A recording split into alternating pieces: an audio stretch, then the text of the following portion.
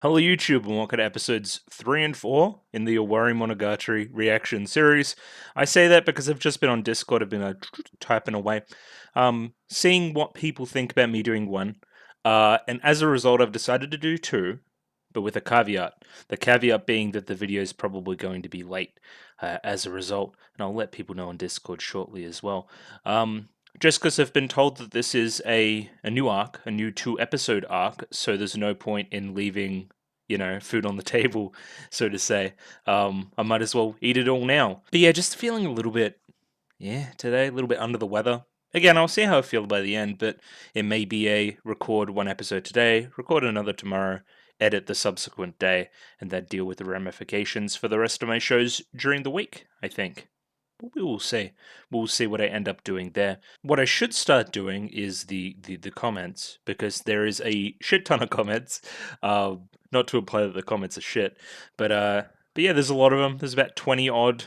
At least half of them are pretty long. I'll try to remove similar points if that makes any sense, but just know that I appreciate each and every one of you and the passion that you guys bring to the Monogatari series, as well as Owarimonogatari, which is seemingly super popular. I guess I knew it was well regarded, but people really showed up for it, so that was good. It was a good surprise that the video did especially well. Of course, first comment here, Gian Bueno, happens most weeks actually.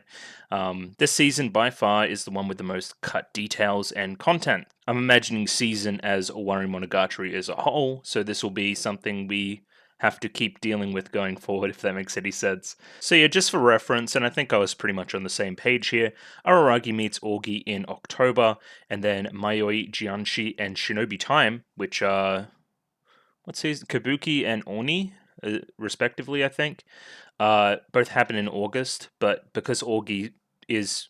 So Araragi's telling the story to Orgi in and after October of the events that happened in August. So yeah, I was pretty on top of that, I thought. And yeah, even some more stuff here. He's retelling these stories to her in the future, maybe December, after Nadeko Medusa, and the resolution to Hitagi end is way after that in January. Okay. Gotta get our timeline stuff sorted again, that's good. I think a number of people bring this up, but math being Araragi's best subject comes up throughout the show in a couple of ways. And another thing everybody's bringing up is this kind of callback to almost the first scene in the show. Episode 1 from memory starts with, there's a bit of a montage. No, it starts with Panty Shot, bit of a montage about Kisu, kind of. And then we jump into that conversation with Hanakawa. And during that conversation, they're talking about cultural festival stuff, and a democratic vote comes up as a part of conversation, and he does not seem too chuffed about it, I'll say. I've actually gone back and had a little bit of a look at that start of that episode after watching this episode and hearing this, so yeah, I mean, that's some good pre-planning stuff, right?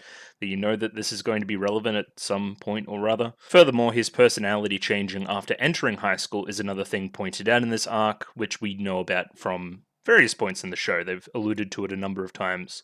So, changed at high school, changed again, something of a paradigm shift, I think we called it, during spring break, and then we start our Monogatari journey a little bit, right? Getting better. Stop being such an edgy boy and becoming, I don't know, he's still kind of edgy, but you know what I mean, right? This is another thing that a number of people talk about. In the books, it's more of a mystery. It's more of an extensive look at all the students, and they all get dialogue, and a bunch of stuff happens, right? It's a whole book, you know what I mean? It's not 2 episodes of anime. There was also a challenge to the readers of sorts released in Besatsu Shonen magazine, along with the first few chapters, to kind of give people a taste of the puzzle and see if they could sort it out before Orgi gives them the answer. So yeah, Araragi explains the story, much like how he does in the episodes, that Tetsujo wasn't just another student, that she was a teacher, but he omits that information because he stopped seeing her as such, even in his subconscious. There's some mad wordplay stuff with Oilers and Oira, and then how much, and then Ikura means how much in Japanese, or going into Oikura Sodachi, that new character we're seemingly going to have a chat with, you would think is implied. So yeah, Nishio-sen wordplay stuff exists, please celebrate accordingly. And this is one that isn't surprising at all. Her VA is really good, I mean, yeah, but also that she auditioned for Senjogahara. Very, very, very similar characters thus far for mine, right? At least early Senjo versus what Sodachi is similar to now. Like, you know what I mean, right? I can see if you put characters into a certain ilk, she's definitely with Senju Kahara, put it that way. I think somebody else goes into this later as well. Eulers is pretty amazing because it does a bunch of different math stuff and it all equals 0 and it's all perfect and lovely and stuff, right? The perfect metaphor that we're going to use for that arc that we just finished. So 0, 1, pi, e, imaginary numbers, and all equals 0. There's something. Again, I'm not like a math guy, but sure, I'll agree. So yeah, Owari's good. The takeaway being that democracy sucks. That we're not watching it in its correct spot in the order. Anyway, but I'm sure I'll get over it. Again, that was one of my favorite meta aspects of that recording session. Just the slow realization that democracy. Oh no, I've made a boo boo. That's funny. Protector of Ruby. Next comment here. Loves Augie formula, the opening in particular, one of their favorites, and Augie's certainly one of the favorite characters. Yeah, we don't really know, and yeah, the whole democracy thing we were talking about before as well, which is just a little bit funny. This is interesting as well. I've seen this mirrored in a couple of places, and this is kind of insane to me that Oikura Sodachi may be the best character in Monogatari. I don't see how. I do not see how. But we're going to give it a good shot anyway, because, I mean, she's only in it for like a third of it, right? Kinda. How far am I into the show? I guess there's like season, kinda. Still like 30 odd episodes to go. Anyway, whatever. Trails to the Plus. The presentation of these episodes is excellent again, similar to Tsukimonogatari. They're on a real tear there. Just some great visual stuff in the episode that reinforces the themes of said episode, and also is kind of a unique looking. You wouldn't mistake it for any other arc, right? It's a bit unique and singular to Monogatari. But yeah, I guess I'll talk about it here because this is a pretty good jumping off point for it. That the class trial is pretty mundane, but it's got a twist and blah blah blah blah, and reflects stuff further, right? There was some discourse on Discord about me saying that I didn't care about the conflict. I didn't care about it from a personal perspective. I would not give a shit if somebody cheated in a test or if somebody did something else because that's not personally relevant to my worldview. That's also separating my worldview from the character's worldview, who go to a nerd school and would clearly care about something like this, right? And even if they didn't care, then it kind of reinforces that they didn't care because they voted Oyakura in the end, because they maybe just, were a little bit spiteful to her for ruining their afternoon in a way. But yeah, there's a definite separation between me reacting and me understanding what is going on. Yeah, I understand why Araragi cares. He's clearly got a instilled sense of justice from every aspect of his life, and when that is challenged in a number of pretty effective ways, I think that's well done. And I definitely understand why Oyakura cares. Like, she's clearly jealous, like, to put it bluntly. And this was her trying to one-up Araragi, and it did not work. So we're going to dive into that conversation relatively soon, you would think, maybe? Or we just go in a completely different direction. I do not know. As I just talked about, entire family is obsessed with justice. Think about the Fire Sisters. Think about the parents being cops. And yeah, there's something like justice exposed as being kind of cheap and manufactured on a whim and not real. That's, it it would shatter his worldview. I can definitely see how. It's very interesting that we got a lot of Augie screen time and that we clearly see how she's pushing Araragi in different directions. I think that's pretty well done. And yeah, the manipulation in question is very transparent and straightforward. There's minimal effort into obscuring it. It feels more like a formality than a genuine attempt at deception. Yeah, and her mannerisms are unnerving to boot. I think somebody talks about this later as well, that it does seem very obvious, and there's a reason why it seems very obvious, and I'll figure it out eventually, we hope.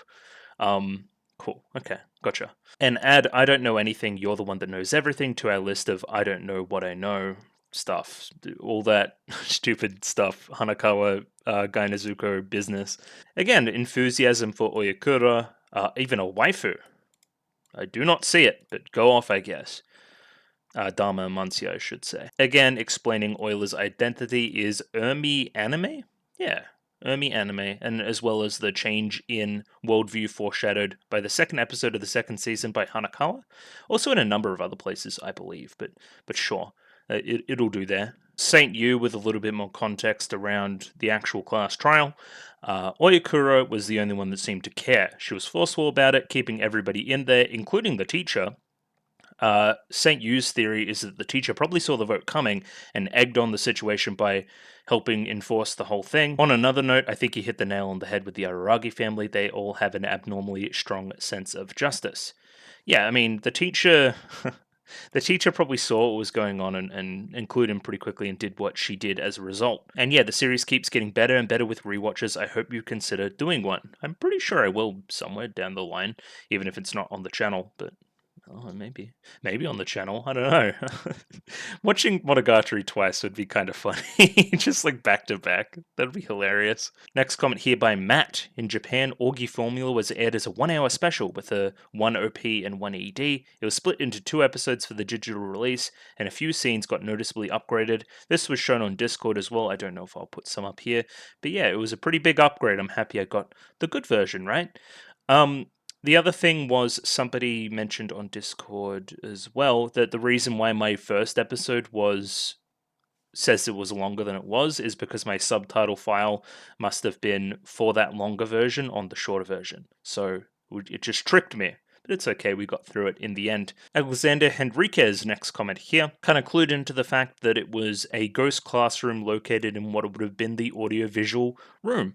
And then we go on a little bit of an audiovisual kind of journey, I guess, where Araragi just sits down in the middle of the classroom and has basically like it play out in front of him. You know what I mean? There's something in that definitely, and I see what you're cluing into there. It's a pretty good observation there. I think it's quite clever. Quite clever, and probably the reason why it was used. So yeah, the classroom has that TV, features prominently throughout, especially in the opening. So yeah, the audiovisual theme is neat. Think about Orgy presenting an audiovisual journey for Araragi to get him to a very obvious thing, where it just plays out in a very proper, orderly, what would you say, controlled way. Like a video is going to play out the same way every single time. There's no difference there. That's kind of the vibe that Orgy gives off as well. Music's great, direction's great. Looking forward to analysis and reaction and some fluff next week. It is next week. Hello, hi. Hyoka is good, and the comparison is apt. Kind of a mundane mystery that have big implications for characters. Hyoka is awesome. I wish I hadn't watched it so I could watch it in front of you. It would really be a joy. I wish I hadn't watched like a ton of that Kyoto Animation stuff. I would kill to react to that blind. That would be awesome, but well, we'll sit here waiting for some new Kyoto Animation stuff. Oh, this guy again with the next comment here. Have to give props to Nisio Sin's writing of character and presentation of her. That being Orgy. So she's genuinely terrifying. There's something uncanny about her design, but that's not it. There's a subtle kind of unsettling stuff, right? Where she's just kind of... she's a fact of life, in a way.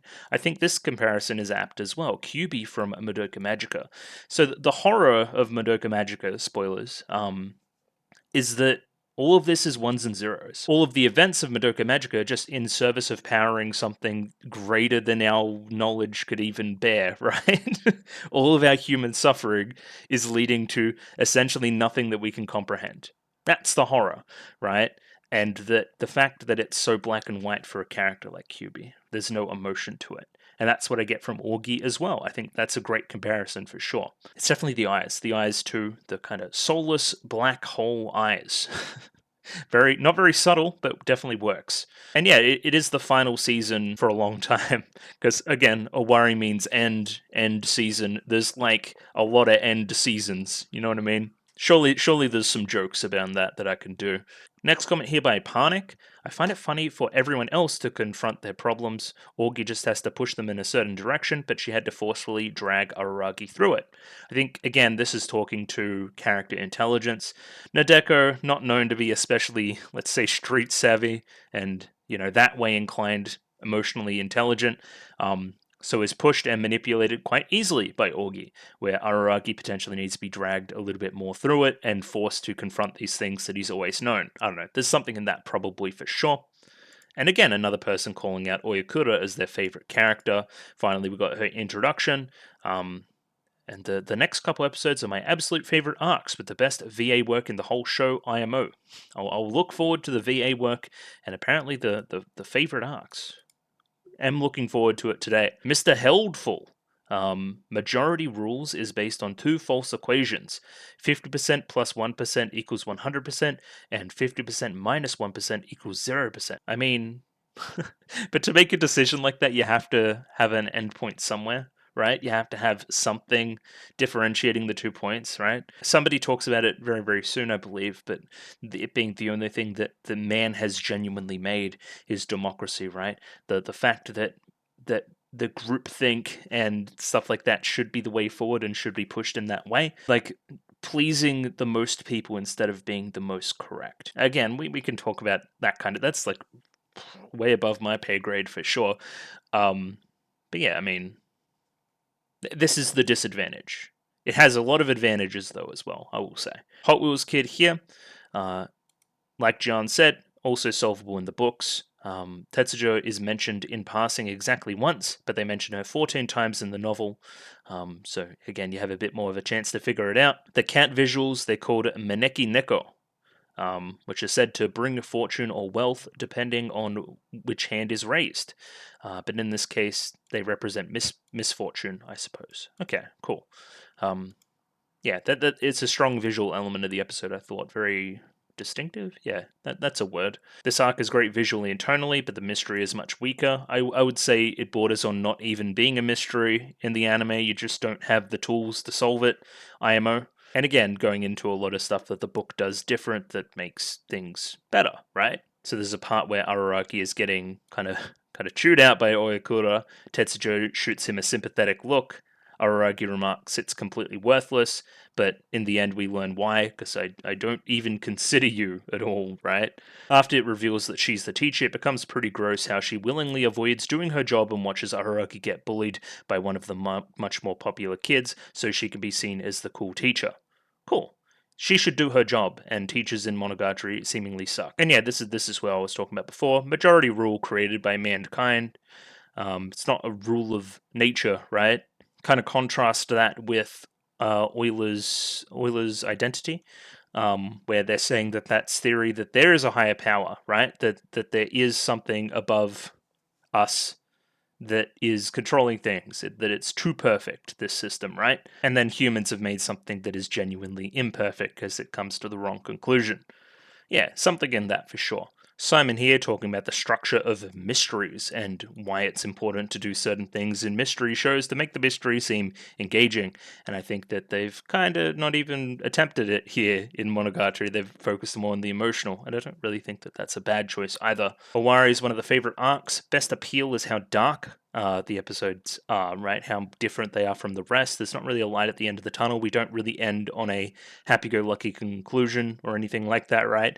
It's pretty dire. It's still pretty dire, you know? Yeah, so the comments thing, right?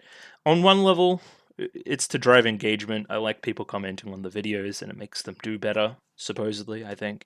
But also, it's just to get different perspectives and like conclusions and stuff and have a little bit of a sense of community to the watch throughs. I think it's nice. I like the comments a lot, and I'm going to keep doing it unless it becomes unwieldy to do if I become that popular, which I don't think I will. But anyway, Araragi unreliable narrator, the arc. Let's continue. Interesting. Are we gonna turn that class trial a little bit and see what we could have thought about proceedings? Interesting, because now we're just looking at it from Araragi and this grand injustice of it all. Maybe there's more going on. I don't know. And yeah, Shinobu's weird. Shinobu just shows up when she wants, and that's okay too. The classroom stuff has been mentioned in Neko Shiro by Hanakawa, by the way. I don't remember, but sure. And Oyakura has actually been fairly well foreshadowed. I just haven't seen it because I didn't know it was coming, and that the math thing with Araragi and the studying and that part of it is foreshadowed as well, as I've talked about before. Araragi's parents, police officers, justice, all that kind of stuff from You know, the classroom debacle may seem goofy, but when you see it from Araragi's perspective and how it shatters his worldview, it makes a whole lot more sense. Japanese Connor is about honor and respect. I imagine if someone just left, they'd be seen as a delinquent from the rest of the class. There's also a difference between teachers giving hints on what the questions are and literally giving them the answers. So normally, if you went to like a study session, in my experience, right, they would give you like the question that would be in the math test, but they would change numbers, right? So you would need to apply formula and show you're working just with a different set of numbers, and you'd be pretty okay, right? They wouldn't ambush you like that for a individual, like you're at school, we made this test. If you're going a little bit higher, if you're doing your HSC, if you guys are from New South Wales like me, do they have that in Victoria and Queensland and stuff? I don't know. But like the test at the end of high school, it's probably less likely that they're going to give you the answers, put it that way. The teacher was meant to be the authority, and she kind of broke the rules and showed that how human systems of justice and authority and stuff like that can be broken down. Well, this is what I was talking about before. Neilu, with this comment here, something I mentioned that Araragi would be smarter than being manipulated by Augie. I don't want to get too far into it because I think it's going to become pretty obvious as time goes on, but it's pretty intentional. Araragi just sort of doesn't talk back to her and gets caught up in whatever she's saying, like how she'll straight up just make up shit and then he'll maybe question it for a second and then just let her go, right? It's quite unsettling how he's just lured into that false sense of security, right? With lines like, "Can it be you don't trust me? I'm wounded." Well, all that shit that Augie does, right? He points it out a little bit, but just accepts it in the end. And again, that's a little bit scary, and it will come pretty obvious what's happening at a certain point, even if I don't understand it fully right now. So she's suspicious to us viewers, but in the story at this moment, she's some random underclassman girl that just said that she was related to Oshino. So Araragi's probably just not going to have his guard up like we would watching it in this scene right now, right? Kind of justifies why he's not on his toes like I probably would be in the situation having seen a bunch of Monogatari.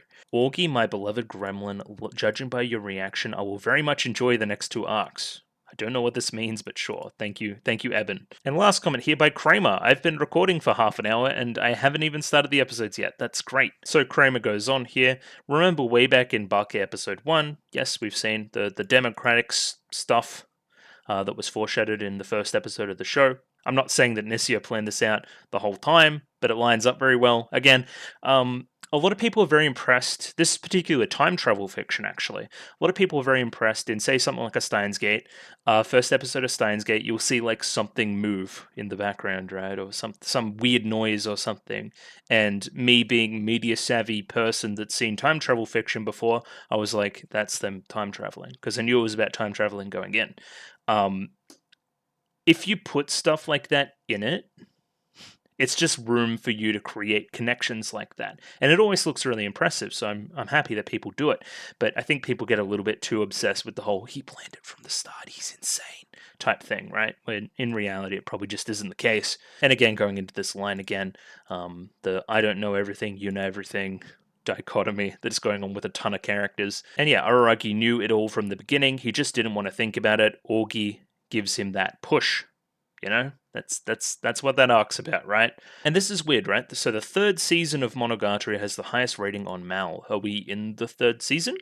So let me look at MAL quickly. I never do this. Hey, look, everybody, it's the MAL top 50 or whatever. Lots of good stuff here for sure. Oh, you get to see my ratings for stuff. Ah, no. You can see them on the MAL anyway. Yeah, look at that. Owarimonogatari second season. Pretty high up, right? I haven't rated it because I haven't seen it. But, Bocce the Rock. Look at Bocce the Rock go. Hello? Okay, go Bocce. But yeah, it is well regarded, you're right. But that is the second season of the final season. Doing some Attack on Titan shit right there. That's crazy. But yeah, we're back here. I mostly won't even go into this, but timeline exists. We know what happened last episode from the comments, I think. I think it's just time to jump right in. Oikura's back at school. That's our lead into the next episode, I believe, anyway. So we're going to jump off there. Shill stuff. If you like the video, consider liking the video. If you like the video and you want to see more, consider subscribing to the channel. Comment below anything you thought about the episode, anything I could do to improve my presentation. Comment below. I'm doing follow for follow on Twitter, so follow me on Twitter if you'd like me to follow you back. And the Discord. Join Discord. Love Discord. Discord, and of course, Discord. Yeah, recommend shows and stuff. That's always fun. Yeah, diving into episode 3 of Owarimonogatari right now. Rightio, got episode 3 up here ready to go. I've got a bit of a weird screen up right now. I see Oyakura in the corner, so that's fun. But other than that, I don't really see much. Kogol subs, picture-in-picture in the description below, and going to jump right in. Gonna give it a 3, 2, 1. Rightio. 3, 2, 1. Go. Hello. Ooh, look at this. What a shot.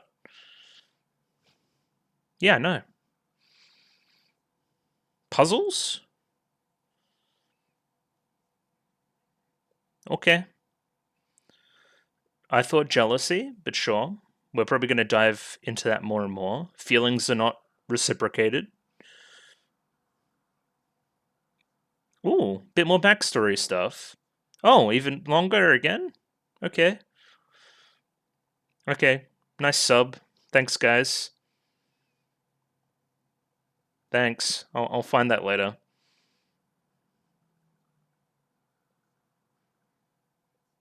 Prove. I mean, I'm gonna ignore her, sure.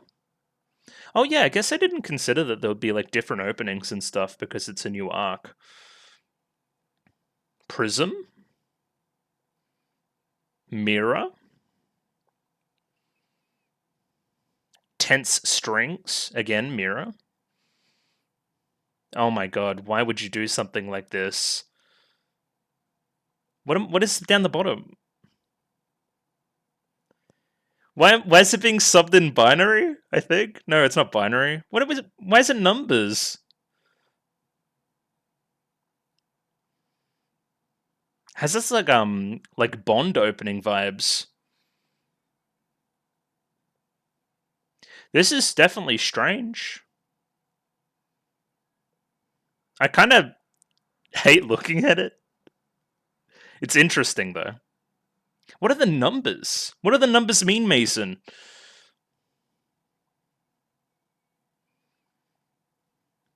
Also, like the donut. Donuts, well, that's fun. That's like some Shinobu vibes. Should love this opening. Okay, sure. I'll have to read those lyrics too, of course.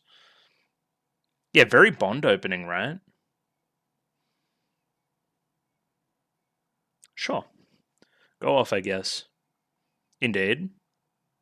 Sodachi Riddle. Okay, that makes a lot of sense. What was that? To the front gates? Why'd we go back to middle school?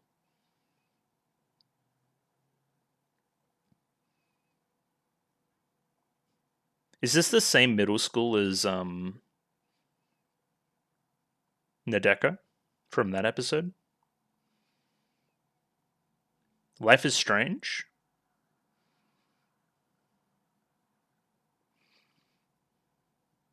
Yeah, it's almost like it was not coincidental at all.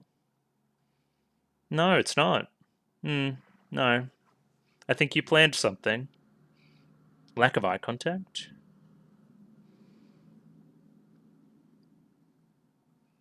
Okay, so you can imagine that this is still like in October, directly after the previous arc. Yeah, I guess if you put it like that, sure. What about?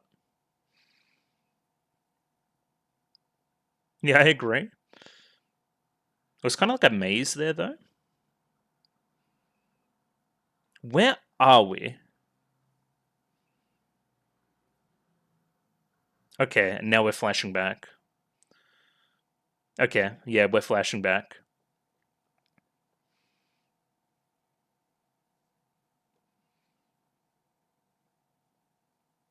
Sure. Bad timing?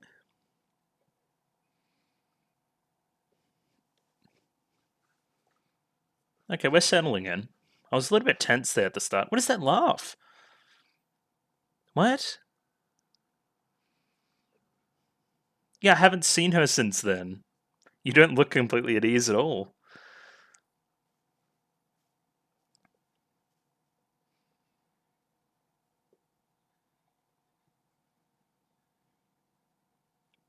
Obsessed.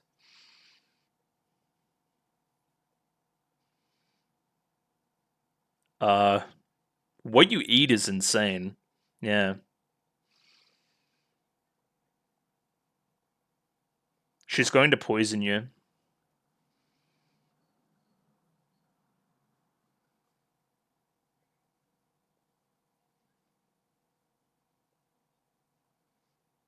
Look into what first?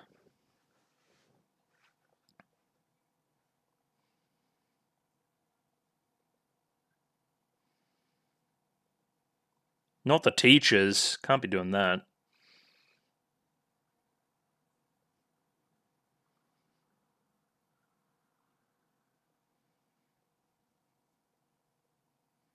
I.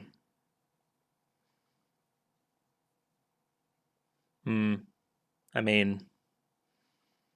Oh, what is this classroom? Okay. It's pretty cold in here. It's pretty unloving. There's a little bit of a light though. What is this walk? He's walking on his tippy toes.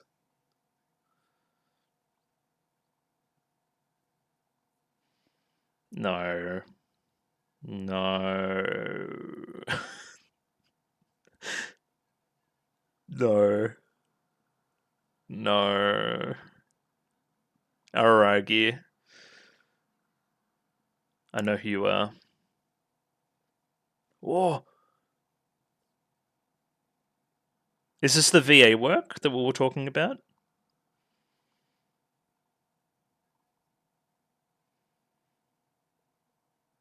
She sounds terrible.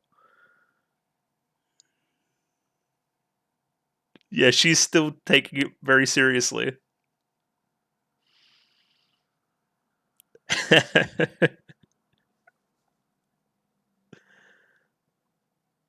Well, yeah.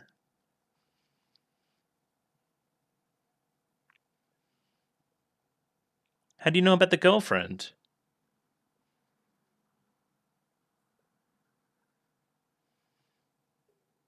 Thank you is insane too.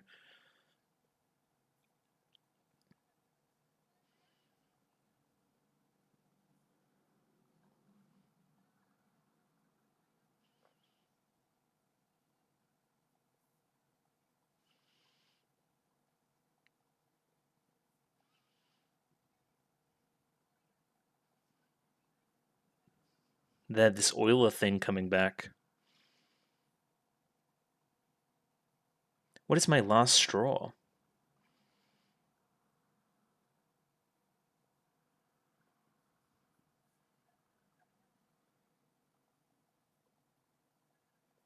Okay.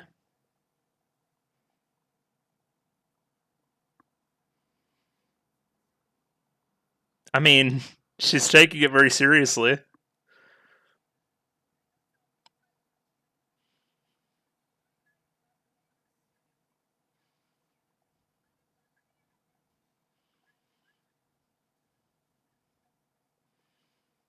I would like to imagine that the classroom is full right now.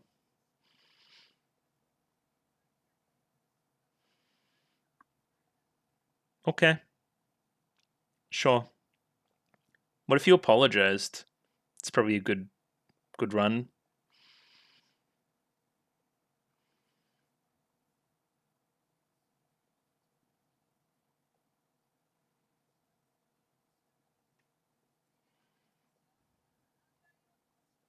Yeah. Okay. I understand where you're coming from, for sure.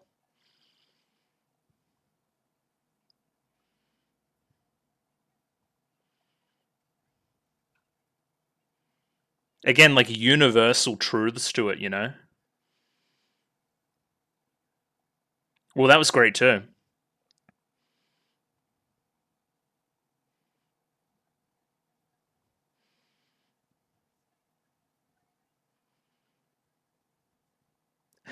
She is she is destroying him.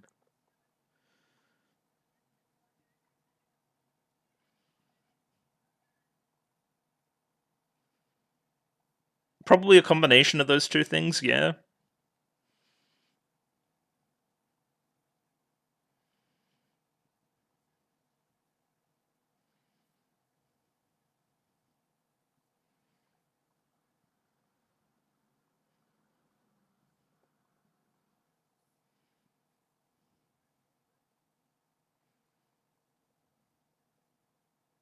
No?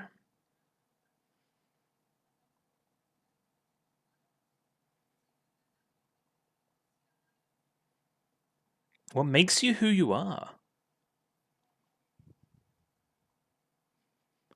What is happening?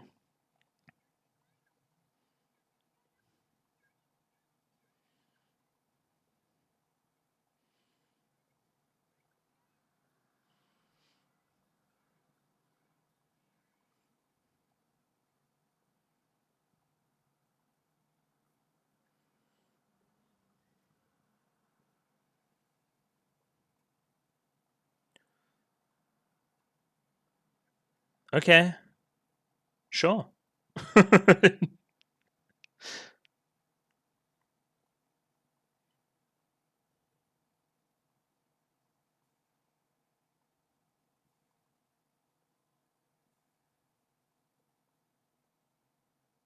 uh oh. Oh yeah, good point. Great point actually. The stationary thing. I love Hanakawa trying to stop her. Oh no. Here she goes.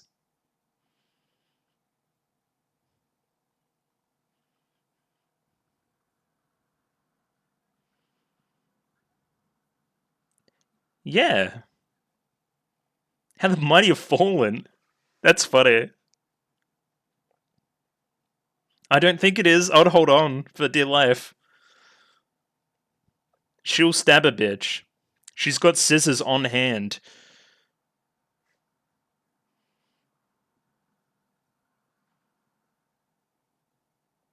I'm not sick anymore, by the way. I know you need to be caught up on stuff. To those beneath you. Yeah.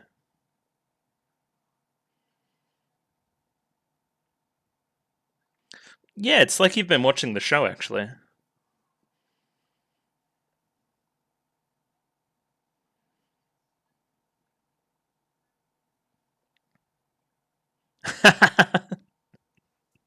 Great.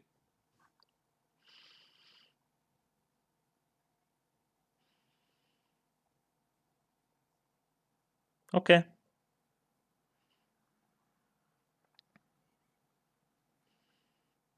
15 damage.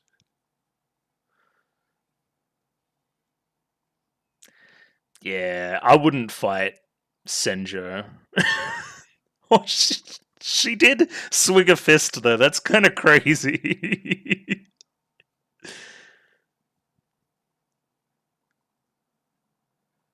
What? Okay. Alright. That's a lot. I love the background, too. I'm accompanying you because it's funny. What is this art style?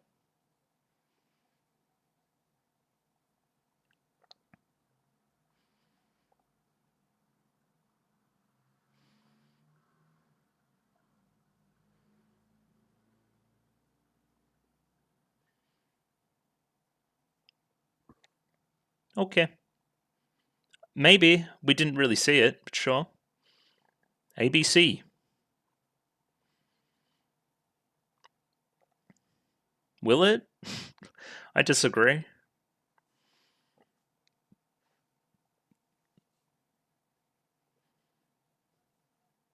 I agree. What does that mean?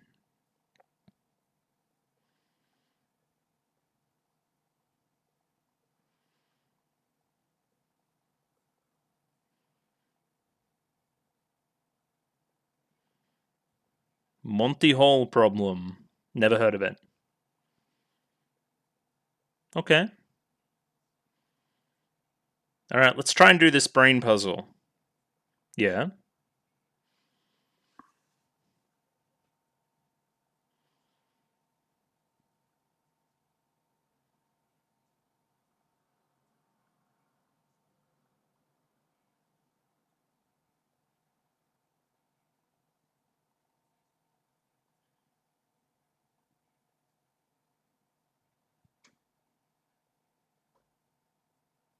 I don't get it, but sure. I'll read through it again later.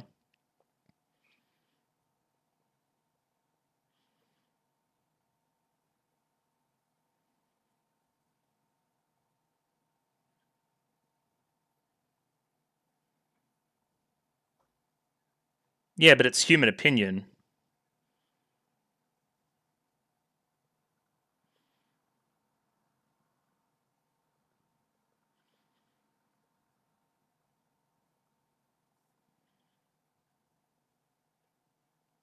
Is it?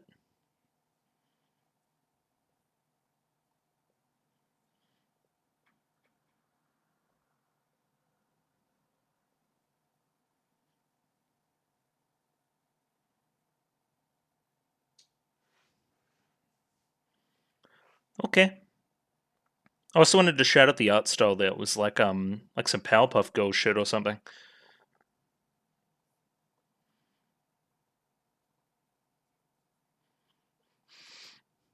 Where'd Augie go? Teleports behind you? Nothing personnel, kid? Oh. Oh. I need to leave. I can't be here? Can I be here yet? I don't know in the timeline. It's weird. No, I can be here because it's only October. What?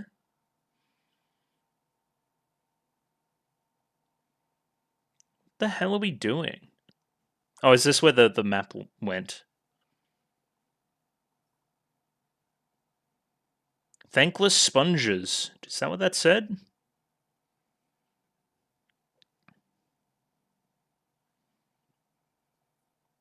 What? I mean, Oikura, right? But you forgot about this and needed to be pushed to remember?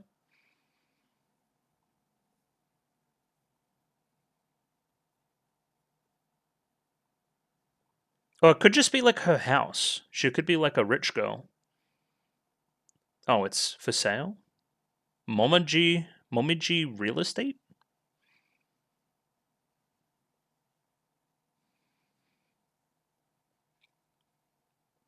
Did she just punch that lock open and also simultaneously punch color back into the scene? That's pretty crazy.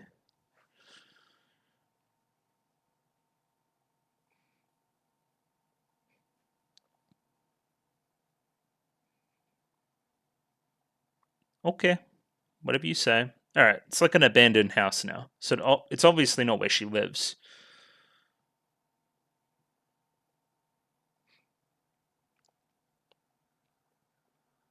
Look at this little demon. Yeah. Yes.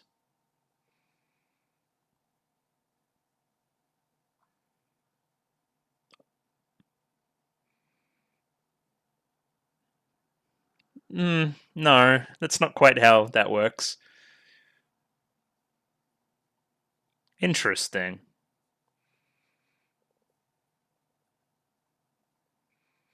Ooh, justice above all.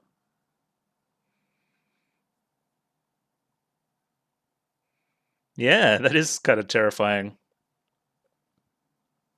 Just, reprimand your own son, don't make the police do it.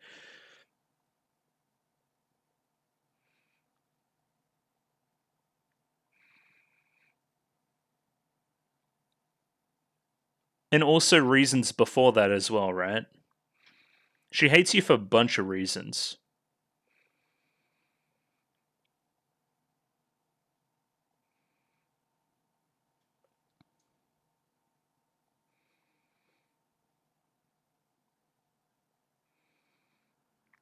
So she was avoiding that teacher as well, right?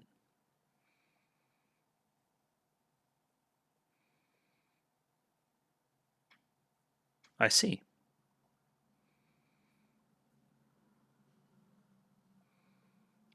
Then why did she run the meeting?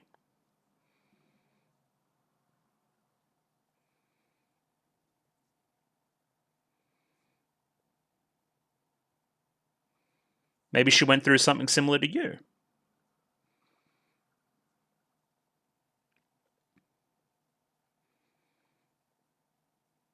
But I think you also met before that, is what this flashback is implying.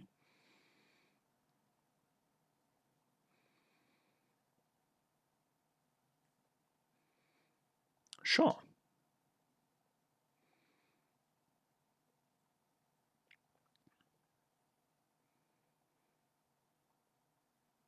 I don't think I think you exist outside of that rule set almost. Who's Bertrand Russell?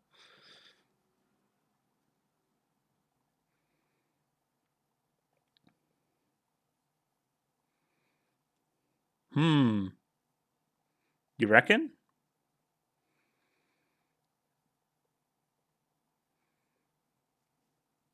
Sure. I'm sure that'll be relevant later.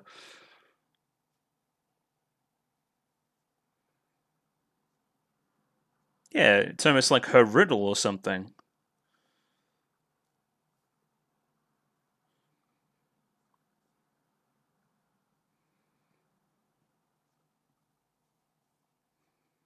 Don't know. What's going to be in the attic? Cool. Okay, that looks like the flashback.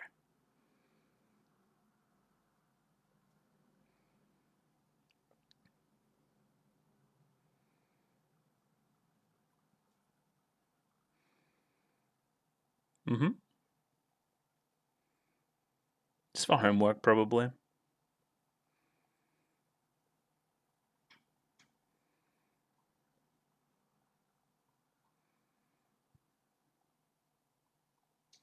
No, there was somebody here I wanted to see. It was like a secret place. Kids love shit like that. I used to have one by the river.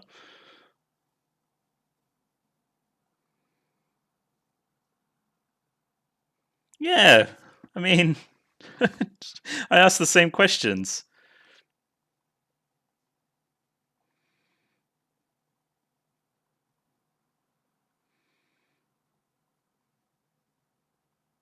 Okay. I mean, feels like we're about to end an episode.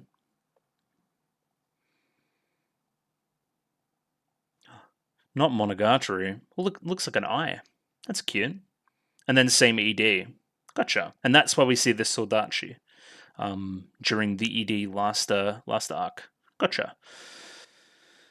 Interesting. Okay. I mean, I don't know what to tell you. The scene where Senjukahara like punched her in the head was pretty cool.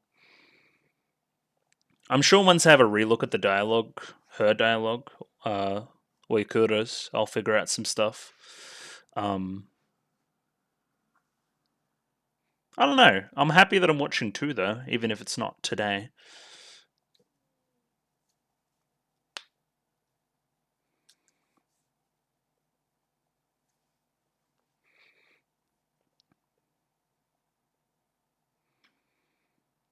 But yeah, how does that game show puzzle thing work? Why do you want to switch?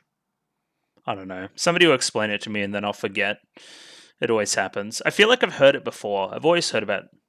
Used to be into those like logic puzzles and stuff until I got like a life. No offense. You know what else was cute? Hanakawa like holding Senjo back. I don't know. They're like besties. It's cute. She did smack a bitch though. That was cool. I liked that. And yeah, jumping into a bit of a relook on episode 3 there. Episode 3 of Owarimonogatari. So we're back, and that's the episode there. Kind of, again, very introductory leading into the second one. Evidently a 2-episode arc, so I should get cracking on that next episode.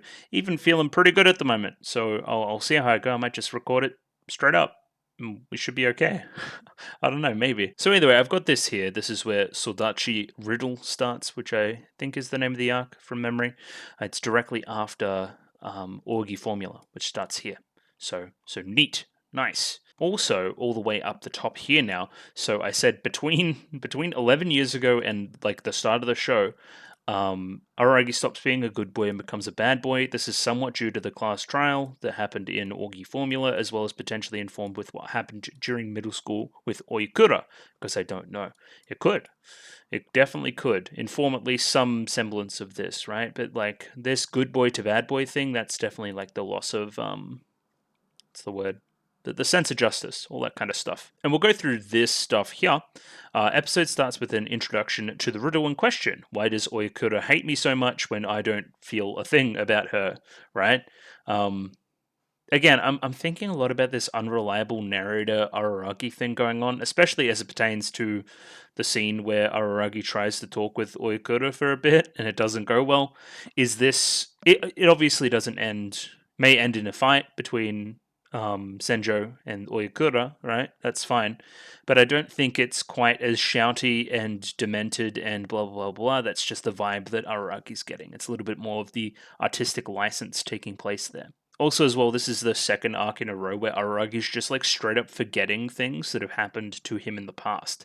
Like purposefully forgetting, and then Orgi's pushing him in the right direction to remember these things, to go back through them, to relive them, these formative experiences. Speaking of this, Araragi and Orgi visit Araragi's middle school in an attempt to figure out some answers from a previous conversation. The previous conversation in question is between Araragi and Oyakura immediately after the end of Orgi Formula. To put it bluntly, it doesn't go well, and then Senjukahara gets up and does her thing, and it goes worse. I will certainly go into that conversation in a little bit more depth here in a second.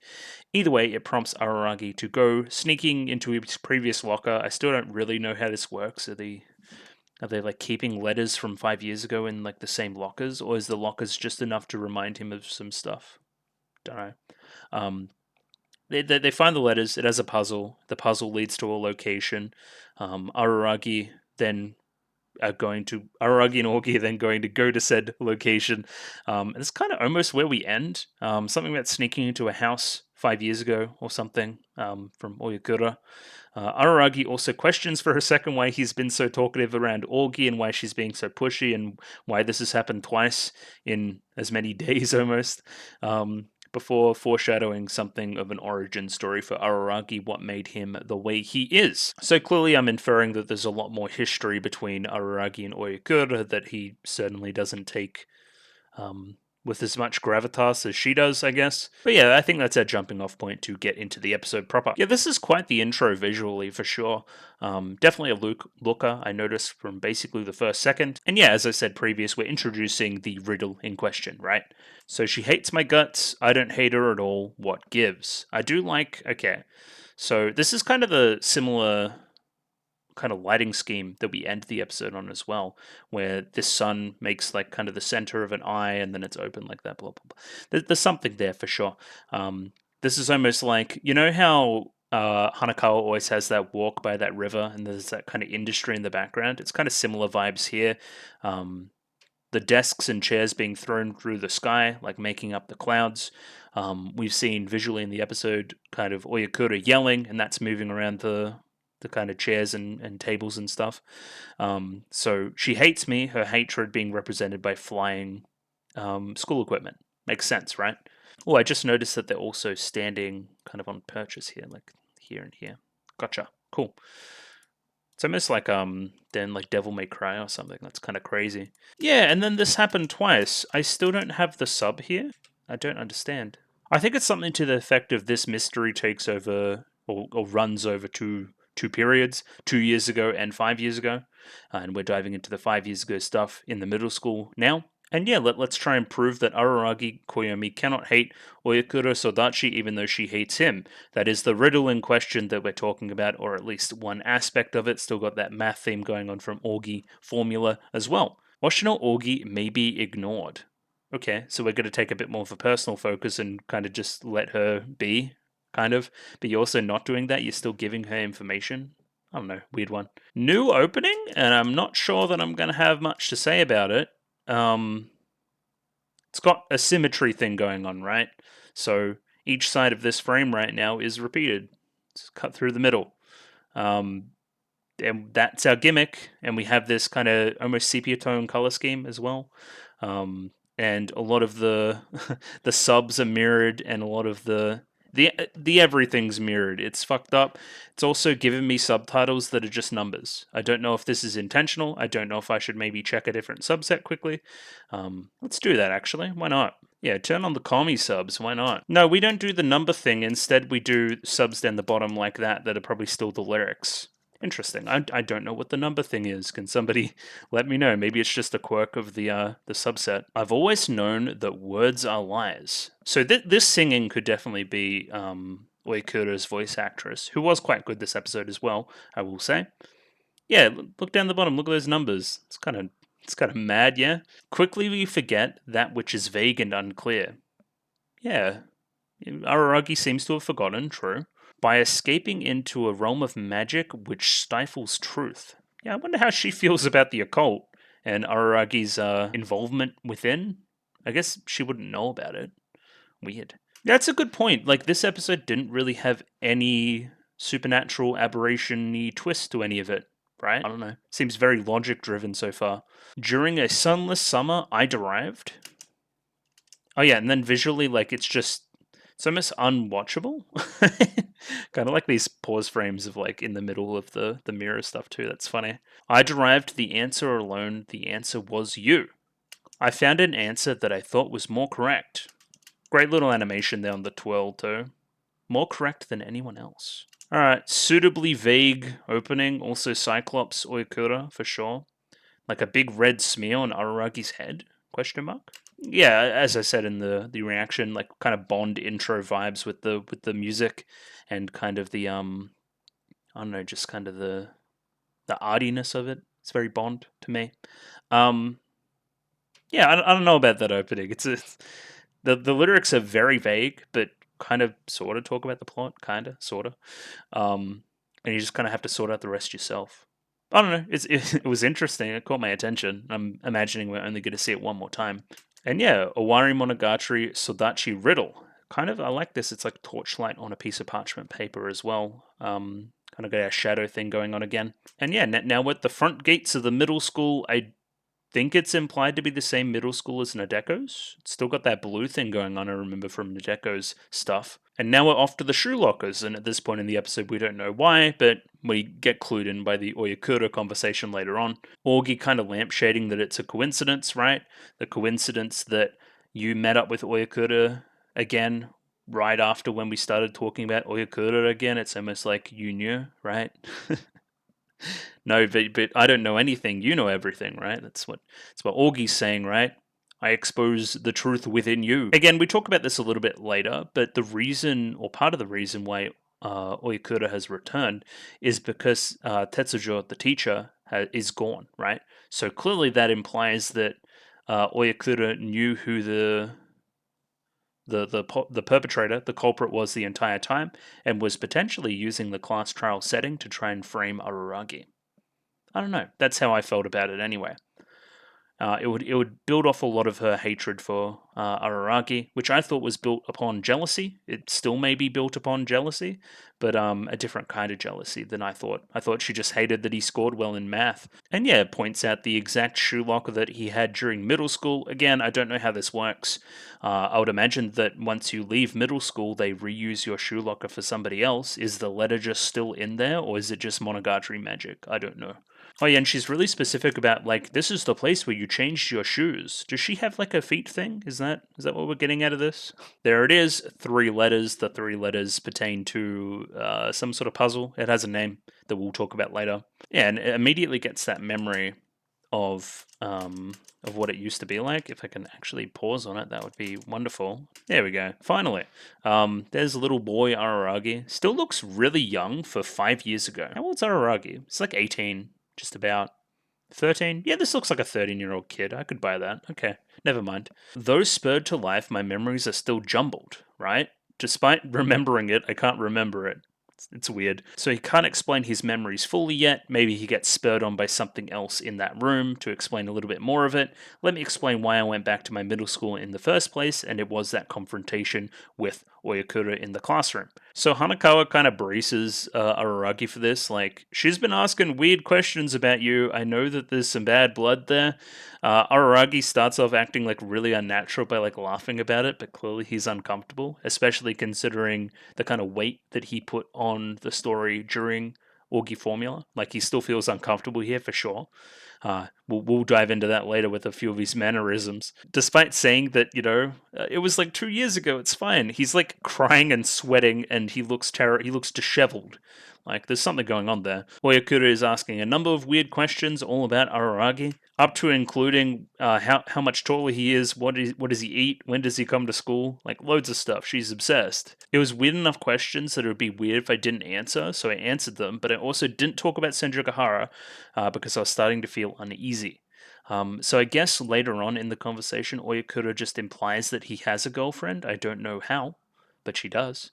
And then later finds out that it is Senjogahara. Okay, weird. So Hanakawa has to leave scene to go tell teacher about thing because she's Hanakawa. Basically, don't fuck up Araragi. Don't don't make this a thing. We should try to sort this out before Senjogahara gets here as well, because you and I both know what Senjogahara is like. Yeah, I'll clear things up with Oyakura before you get back. No, you won't. I'm telling you right now. Like, immediately, right? You look into the room, it's cold, it's like really blue, it's somber. Right now it's in order, but that turns to chaos pretty quickly. The way he walks in, all very unnatural, on his tippy toes, trying not to, kind of standing on eggshells, trying not to crack anything. Like, and just acting, like, obviously acting, like, oh, Oyakura's here. That's weird. What have you been up to? Like, that's basically the worst thing you could have said, considering now we know about the history that you two had potentially. And he's just, he's unnaturally happy, like the really deliberate hand poses and stuff. It feels fake, right? I was number 2 on the roster. Remember me? I'm Araragi. And immediately in the voice acting, she sounds like, like she's been crying. Like she's been like you've just said the worst thing possible to her. It's really good voice acting, actually. But I get the feeling that it's a little bit overly dramatic to account for Araragi's point of view as well. Like, in reality, whatever reality is, because reality is always perspective, but I feel like in reality shouldn't go this hard. Let's say that. I remember you, of course. How could you think I could ever forget you? Says that word, Araragi. Kind of narrows the eyes, chairs go flying everywhere. Cool, great, we got the separation here, right? So I've thrown all the order, all the kind of niceties out the window. Araragi's still trying to stand and protect it, but, she almost looks unassuming here in this frame, actually. A nice light source in the scene, too. It looks good. Monogatari looks good. I know, unpopular opinion time. Absolute going out on a limb here. You look so well, unlike me. I'm really jealous. Oh no. Yeah, I'm just gonna mirror my reaction here in the moment. It's just like, oh no, Araragi, you fucked up. You can tell immediately how like mad she is. She's You fucked up. So while you were doing all these wonderful high school things, I was cooped up in my room. How does that make you feel? But yeah, a number of times mentioning girlfriend. You got a girlfriend, you got a girlfriend. Like, is there some kind of romantic implication there? Maybe. I don't know. It's also Monogatari, so probably, considering it's a pseudo-harem. Araragi here goes for the thank you, and that's a bad... Thank you for doing all these things, right? What do you mean, thank you? That's a terrible thing to say. So what are you thanking me for? What did I do for you during those 2 years when I didn't even go to school? Yeah, calling him out on his bullshit. Like, undue modesty, you're still good at math, blah, blah, blah, blah, blah. You're, you're taking a backward step here and not realizing what you've done. Let's put it that way. Even saying, hey, you maybe assumed my identity in a way, right? Are you still that good at math that people are calling you Euler, right? Not me, right? You're the perfect one, I'm not. What does math being his last straw mean? I don't understand that. Is it like the feather in his cap? It's his best subject still? It's all thanks to mathematics that you got a girlfriend. Alright, it's kind of weird. People like you make me so upset, I hate you more than I can even conceive. Try as I might, disgust keeps welling up. Yeah, and we eventually dive into it a little bit more, but it's hatred of people that are happy that don't know why they're happy. You try to keep everything vague, you always compromise, you want the status quo. I hate people like that, the ones that are a little bit more passive in it and aren't actively trying to do things. I'm sure things will become more clear next episode. But she's mad. I know that much at least. Oh, and then this line, right? So she cuts it off by coughing. You were the same back. You'd imagine you were the same back then, right? Which is talking more to 5 years ago. All right, okay, that makes sense. Don't touch me. I don't want to be pitied. Being pitied by someone like you does me no good. And then, yeah, Araragi brings it up. You really hate happy people. No, I love happy people. What I hate is happy people that don't understand why they're happy, that don't understand potentially the sacrifices of people that have made them happy. So, of course, this is all spurring back to the class trial, right? She probably feels a little bit of animosity towards that Araragi's been able to go on and pursue this life, right? This happy high school life where she's had to stay at home and learn from home and blah blah blah blah blah due to this. I don't know. So she feels dishonored by the whole thing, right? By the whole thing with the class trial and the Tetsujo and the authority, and she's probably gone through that similar experience to Araragi. So while she was the one that got voted out, the one that allegedly cheated, the one that blah blah blah blah blah, he's been able to go on and live this life. That's why she's unhappy, and he doesn't understand the sacrifices that she's made to be able to, for him to have that, right? If we're thinking about that class trial as a binary between Araragi and Oyakura getting voted. I hate water that thinks it boils without assistance, and it's intercut with like these, right? If I can pause on it, like these hates, like really emphasizing that Kirai, you'd potentially think, right? I hate the seasons that think their passing is assured. I hate the sun that thinks it rose of its own accord. I hate people that don't understand why, or try to understand why they're happy, try to understand why they're in the position that they're in, however privileged it is, and talking about some universal truths to it, right? I hate this kind of natural happiness that people think, right? Everything has a reason and you should consider it. She kind of loses it here too, like more than normal. Oh, this is a great shot too, kind of the line work jumping out of the character to show, again, that anger being pointed.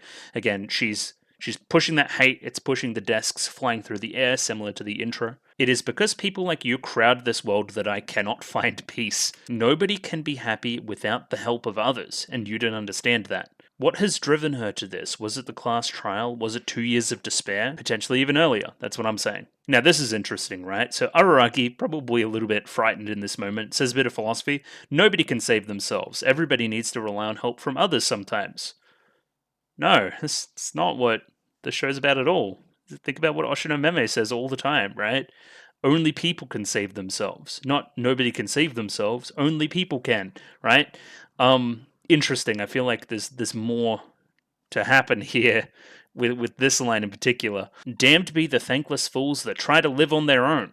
Damn you, Araragi, there is no one more thankless than you. So in this whole time, in this whole 2 years, he hasn't even tried to contact her about this as well. Probably a little bit more internally focused about his worldview being shattered. Your justice is self-centered. Do you remember what your shoe locker contained during your first year in middle school? And that's our indicator to go and look at that. But your justice is self-serving. Selfish justice. Well, from her perspective, I can definitely see that, but from the rest of the show's perspective, hell no. Araragi's anything but selfish. But maybe that's being challenged. Maybe our preconceived notions of Araragi are being challenged here. And yeah, this is talking about the end of the episode as well. So you don't remember 5 years ago. You have no idea what makes you who you are. You are thankless in that you don't remember it. You blah blah blah blah. So, like. We're going to find out some important stuff about Araragi next episode for sure. I don't mean anything. I hate meaning. I hate everything. Here's where she's kind of losing it. I don't know. But again, I've said this a number of times. I'm conscious of Araragi's point of view in this. I don't think it's this demented in reality. And also remember what she said earlier in the conversation about "Don't touch me." This is why, because you get stabbed with pen. So she's that like disgusted by his presence that she resorts to violence. Cool, and the stationery is important for who enters scene next. We don't know whether she had gone to the staff room or whether she hadn't. Either way, she had met the newly arrived Senjugahara. Hanakawa apparently had told Senjugahara that Oyakura had come to school. and she had rushed to the classroom in short order. And here she is. Nobody stabs this boy with pens but me. She starts off strong. I'll kill you, she says. Yeah, I mean, if there's one person that I don't want to get on the bad side of when it comes to Araragi, it's Senjugahara, because she has a history of violence and is notably intense. Notably, I've said it a number of times. Even too intense. This is the wrong person to cross for sure. I felt bad vibes coming for Oyakura almost immediately. The character trait was discontinued, but I reserved the rights to it. Okay, I missed that line. That's a great fourth wall break. That's good. And yeah, great, as I've talked about before. Just Hanakawa trying to stop her, trying to maintain some semblance of peace in the classroom, but just not able to. It's great. It's just wonderful. So Oyakura immediately infers that Senjugahara is Araragi's girlfriend based on her actions here. How the mighty have fallen. So again, that's offensive to Araragi and in turn offensive to Senjugahara. Hanakawa-san, it's fine. I'm completely fine. No, hold on to her hands. She will throw hands. So she says it's no big deal. You don't care about what I have to say? You've got gall for some sickly girl who couldn't do anything without my help. Interesting. So potentially, Oyakura being that good student has been charitable to Senjugahara when she was weightless in the past. I guess I do owe you thanks. You were always kind to those beneath you. Interesting. Calling her out a little bit. And yeah, this line's weird. So, like, Senjugahara, you've gotten better. You're not sick anymore. Araragi set his sights on university because you spur him on. How would you make this implication without watching the rest of the show? But sure. I buy it, I guess. And yeah, kind of Oyakura giving Senjugahara some advice. He will never thank you for what you do. You're wasting your time here. So again, implying some things about how he used to be in middle school, maybe. But Senjugahara hits her up, right? I'm not looking for compensation for what I do. I'm personally happy helping him do what he does. He and I attending the same university is what I want. I desire nothing more, and this is the thing that gets her to slap. 15 damage points to Senjugahara. Hanakawa tries to stop her, but, blank stare, just bang. Hits her up. How many damage points on that one? Like 1,400. Okay, she fucked her up. Slides across the room. Great, cartoony sound effect to it as well. Just good old Monogatari stuff. Araragi-kun, I'll be passing out now. The rest is in your hands. And then, fakes that she got slapped to being knocked out as well. Great. Good stuff. Yeah, so that's what happened. We have this weird background going on as well. Yeah, I mean, I see how it kind of escalated that fight pretty well now. In retrospect, Senjugahara is pretty loyal. I'll give her that. She did slap a bitch, and it was pretty funny. This is interesting too, right? Okay, so why is Augie here? That's basically what Araragi says, right? Why is she here accompanying me to the middle school? So I thanked you for what you did yesterday, probably in the classroom, right? In Augie formula, I thanked you for what you did, and Araragi-senpai, you just explained everything to me. And this unworthy girl also presumed to suggest you visit your old school. How could I abandon you? I clearly overstepped my bounds, but here we are. Interesting, right? So again, reinforcing that theme we talk about later. Why am I just talkative with Augie all the time? That's weird. I'm great that the show is addressing it, I think, because it's something I've said last episode for sure. And again, it'll become more clear as time goes on because we're bringing it up. Also, that art style is weird. It's probably referential again, right? So here we go, right? That's where we have 3 envelopes. There's a puzzle involved, right? And Araragi is now remembering the puzzle and how he solved it in middle school to get to the same location. There is nothing in envelope B. Will you change your selection to envelope C? Okay, listen, I just read a bunch about the Monty Hall problem. I still kind of don't get it. I guess that the point of it is that the more information you have, the better the results. So here's the thing, right? And I've just been clicking the first door I selected. So here, and yeah, I mean, I'm losing more than I'm winning, so I'm imagining it's correct. You'd think, right? I don't know, basically. But the point is, okay, it's a mathematical game where the bigger number wins, and it's a probability game, and he picked the correct answer probability-wise in kind of a math sense, and that led him to discovering the location. That's all we need to take from it from a Monogatari point of view. So the way it works is you select door, right? You don't know what happens in it, but then he eliminates one of the other answers. Gotcha. Okay. So it wasn't you open it and know what's in A immediately, right? That's stupid. Okay, gotcha.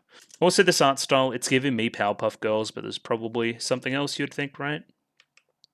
Like, but no, but this is very Powerpuff Girls. I don't know. Maybe it just is Powerpuff Girls. I don't know. Or like Dexter's Lab, that same art style.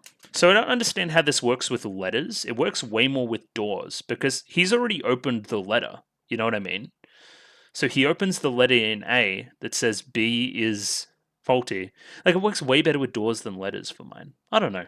Weird one. Because once you've opened a letter, you also know what's in it. You don't have a host telling you. Unless she's got them in a specific order where you, like, look at it and then look at the next thing and then, I don't know. This is semantics, you know what I mean? Augie's also on the car, so it's funny. So again, we open C. It has some sort of map on it. There seems to be a mark on it. Let's go to the X that marks the spot. So yeah, we're retracing young Araragi's steps going to this location, which is seemingly a house or something. This is weird. I don't understand what this Sengoku no Deko thing that we look at just as we're trying to leave is. Like, I mean, it just implies that Sengoku no Deko now goes to that middle school. I was thinking back, there was some implication during Nadeko Medusa that she saw Araragi with some other girl. And I was thinking maybe it could have been Augie, but the timeline doesn't match up. So I don't know, because it's not September. So yeah, as we approach here, it's very like black and white. It's very creepy almost. And we get this cut in, this line from before. I hate people that don't understand why they're happy. I wonder if this building resembles the cram school. I mean, it kind of does. Weird line, Augie. It's almost like you know more than you should. Thankless sponges is the other word that pops up there, right? Sponges is interesting. Kind of like sucking in without really knowing why, kind of like an inanimate object, not able of understanding. Those that sit on top without understanding the sacrifices of those below. And then we're talking about that with Senjukahara a little bit as well. Like, you've always been nice to those beneath you, and then not nice to the one that was above her, which was Araragi. Interesting. Araragi met a girl in this ruin of a building, heavily implied to be Oyakura. People must have lived here at some point. Potentially it was just Oyakura's house, right? It could imply some romantic stuff there if she's just in middle school inviting boy to her house by giving him a logic puzzle, right? It's super lame, but sure. Augie then breaks the lock with like her fist, which is crazy. I don't understand why. The part that's important from this is that we bring up the noise that may have been made from the punching in of the door, and then the neighbors may contact the police, and then Araragi just randomly blurts out that his parents are cops. Like, going off the straight path is an idea too there. But as soon as he mentions this, he stops himself. Why did he say that? He doesn't understand why he said that. We have nothing to worry about now, says Augie, right? Why did I tell Augie that? Why did I just openly reveal this information to her? Why did she appear from the darkness and say this and then get the exact response she wanted? Weird. It's all very weird. But it also brings up a little bit of character stuff for Araragi. Even if the cops found us here, my parents wouldn't bail us out. They would make us go through all this. I think he brings up an anecdote of when he did something bad when he was younger. The parents would take him to the nearest police station. I would focus on parenting your own kid before doing something like that, instilling such a sense of justice in him only for it to be broken by some stupid class trial. But, I mean, how could you know that? like Augie's just like, I wouldn't be surprised if that turned out to be traumatic. Yeah, it kind of was. Again, Augie saying the exact correct things. This is where she brings up, like, Oyakura says she hates you, and you would think that that's because of the class trial, but I think you're wrong, right? Because it potentially pertains to stuff that happens even earlier than that, which I think is also correct. She also brings up the fact that Oyakura has returned to school just as Tetsujo sensei has gone, right? What's the deal? It's because she knew who the culprit was the entire time. So what it implies is that Oyakura doesn't hate Araragi because of the result of the trial. It stems deeper, of course, and that the trial was probably just a consequence of something that happened even earlier. As far as her hatred for me is concerned, she hated me from the very moment we met in that class. Au contraire, I think you met even earlier than that, right? And you just forgot, or trying to forget, or it's nebulous. I hate the water that thinks it boils without assistance, huh? And then, a lot of that hatred is coming from the forgetting, forgetting where she came from, or where he came from, excuse me. I like that we're like just like creeping through a broken building and there's creepy music playing. I think it's I think that part of it's well done too in the production department. Shadows are great. Augie's head in this frame is in the shadow, which surely isn't ominous at all. Yeah, lots to like visually, of course. It's a Monogatari episode. It's pretty standard at this point. Augie brings up the fact that, like, okay, so she's clearly mad that you've forgotten something, but isn't that just life? You forget stuff. Augie brings up the fact that she hardly remembers her elementary or middle school years. I think that's for weirder other reasons, that you're just like a freak. But she's right? I don't remember everything that happened during when I was like 13. I remember some stuff, but not everything, right? It's only natural that you would forget things like that. I guess the disproportionate way that one party thought it was very important, the other party dismissed it, is what we're getting angry about, I guess. Or Araragi's forgotten it for a reason. Yeah, this line, it almost feels like I came to be very recently. What? What are you talking about? The mirror, the shadow, the shattering of the mirror? Augie's weird. We've been through this. Yeah, what is a Bertrand Russell? I tried to Google Bertrand Russell and it sent me down like a rabbit hole. So if somebody could somebody could summarize, that'd be appreciated. Again, Augie doing a good job of just pushing us in the right directions with all these lines, right? Like almost like a narrator for the show. Augie brings up the fact that it's terrifying. What terrifies us the most are the ones who hate us, attack us for no reason we can discern. I guess, sure. I mean, I'm still scared of like creepy aliens that are going to eat me, and I know why they hate me. They just want to eat me. They're so scary. I don't know. Sure. I guess about other humans, yeah. Those that hate for no reason. We don't know their goals, so we can't react. To fight, one must first understand the enemy's sense of justice. And Araragi doesn't have that right now, and that's why Oyakura is being framed in such a terrifying way. This is a journey to figure out those answers. We make our way to the attic. This is very similar to the kind of flashback scene we saw before. Apparently, it just looks like how it did 5 years ago, and apparently we did something on this small table. So yeah, Araragi remains in Augie-chan's company and continues to be very talkative about him coming back to this location over the summer all the time, right? Like he loved it here. This was almost like his secret base. Yeah, and that's kind of the framing device for him continuing to tell the story of what happened in this location a time ago. The story of whom I met and what I did, a story of what made Araragi Koyomi who he is. So again, framing why Oyakura is so upset. Aragi's forgotten his like origin, what made him him, and he's thankless for it. It spoke of me, big eye over castle, Kizumonogatari trees. Yeah, looks ominous for sure. And then yeah, into ED for sure. And the ED we have seen before. Yeah, so over that process there, I was like umming and ahhing if I should do another episode, and I think I'm just going to do it. So I'll see you in a second for more Monogatari goodness. So yeah, episode 4 up here ready to go. Let me pop that up there. 24 minutes and 13 seconds. Colgo subs, picture in picture in description. Gonna give it a 3, 2, 1. Radio. 3, 2, 1, go. Owarimonogatari Sadachi Riddle Part 2. Great, flashback. Cool. Let's settle in. I don't know. Okay. He seemed like a bit of a nerd. Well, look at this Bond shit. Great. Oh, that's kind of apt from what I said before then, yeah? Okay, he was a nerd and had parents that were police. He was a good boy. Much like his sisters.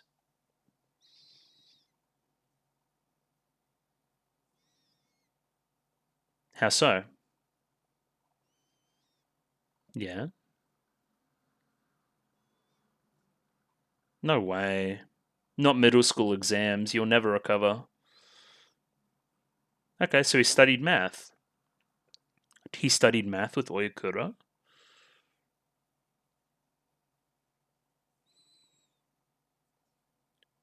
It's way more personal than external. Okay. Alright, and then into opening. Yeah, it's interesting that I brought up the Bond thing with the opening, and then we got an explicit Bond reference in the show. Maybe it's purposeful then, right? That'd be something. Did I actually know something? That's cool. And we still get numbers, so supposedly it's purposeful.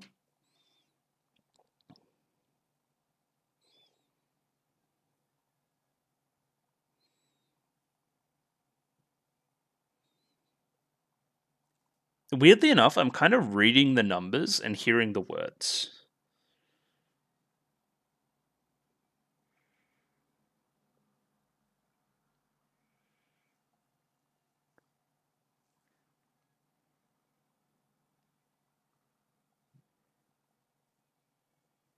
Weird. It's kind of working.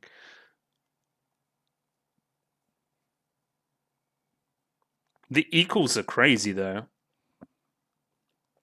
Yeah, this part where her legs like spin, pretty sick.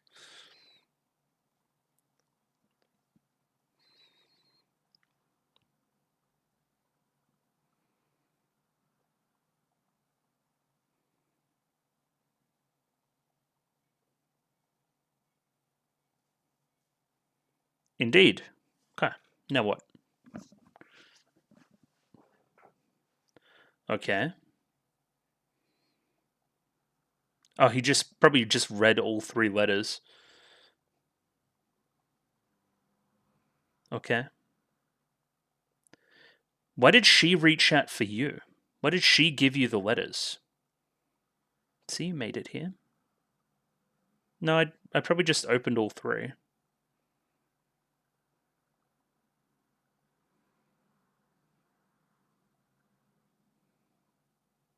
Oh, okay.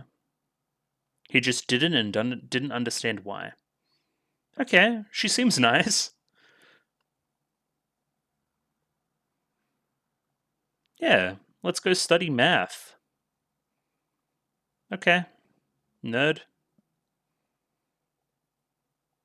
Yeah, I mean, it's starting to become clearer.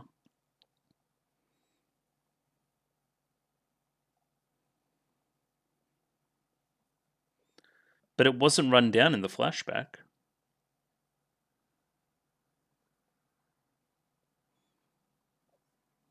Sure.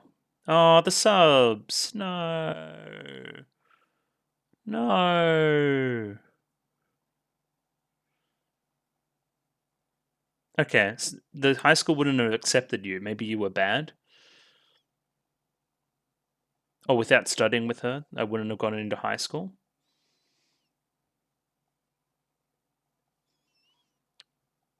Okay. Is it? Yeah, there's like tons.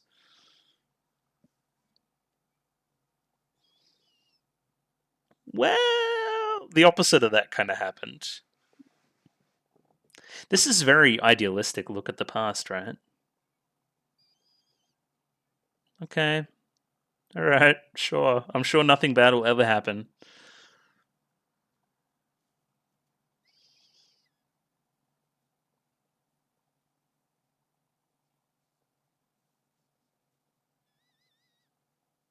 How are you kids known about like all those mathematical functions as kids? Yeah, because you were having fun. Yeah, just did math in the process. Like I said, secret base. Kids love shit like that. Oh, so it felt like the cram school in more ways than one.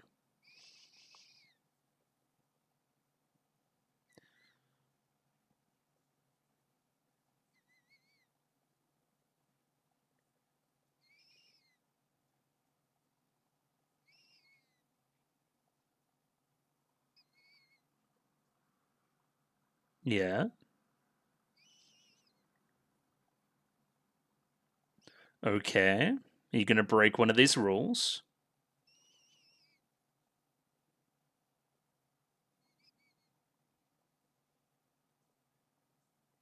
Why not? Not yogurt. Only know me for my math. Yeah. Weirdly enough. Stop. with on the face.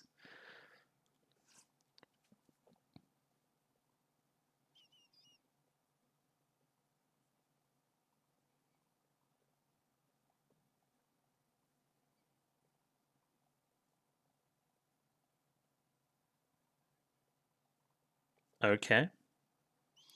I mean, teaching somebody something is a great study technique. Stay in love with me, I mean math.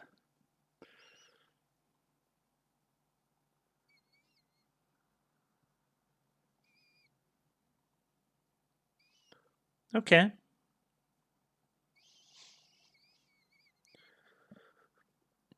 How so?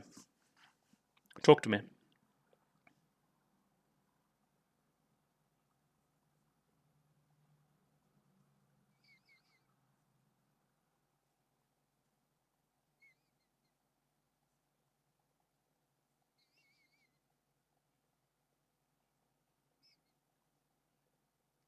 I love the look of these flashbacks. Oh, another puzzle.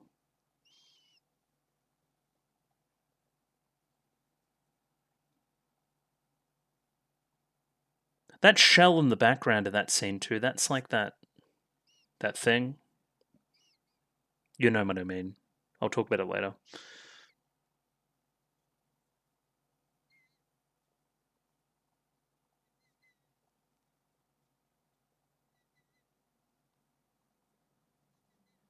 Yeah.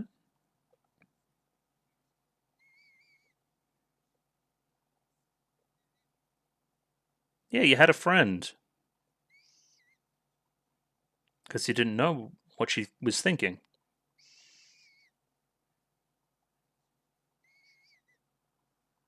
Because he was scared. She probably just missed a day. Okay. Good. Yeah, math is good.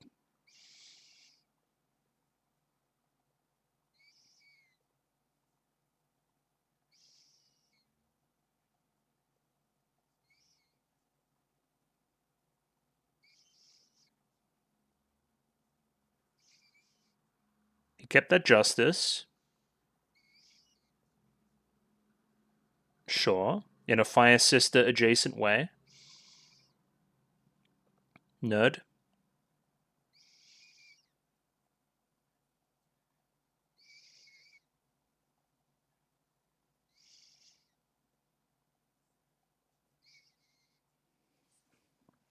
Yeah. And maybe you should thank her for that. You don't understand that why you're happy. The fabric of my personality. Gotcha.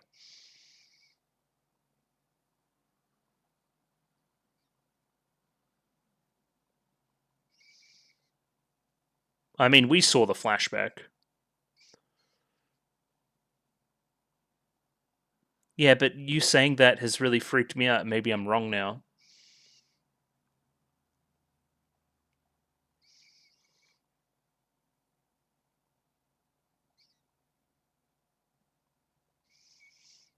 How so?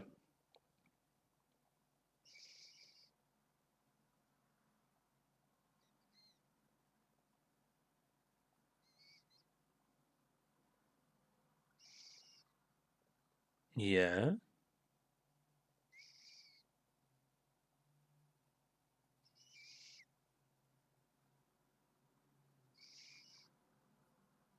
Did you? Or did you just need to be pushed in the right direction to remember?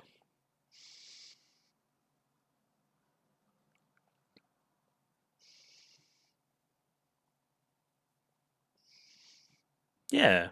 In a weird, abstract way.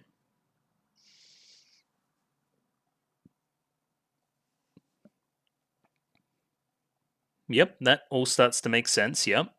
Yep.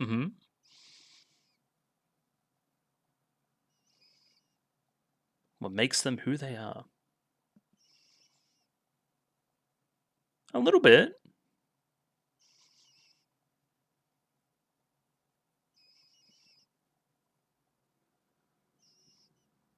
Well, I mean, your girlfriend also punched her in the head.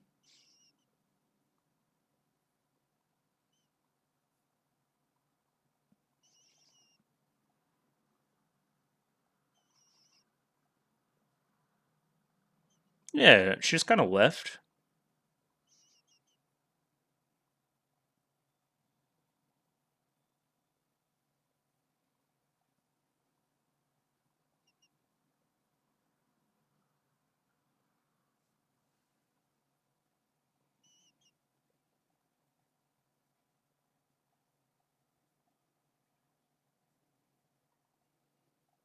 Classic, like, manga shit. Yep.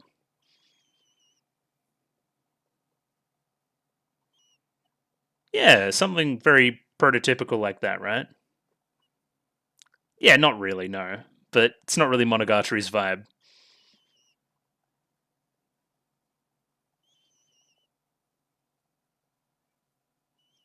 Yeah, there's probably some greater meaning that you fail to realize. There's another mystery afoot.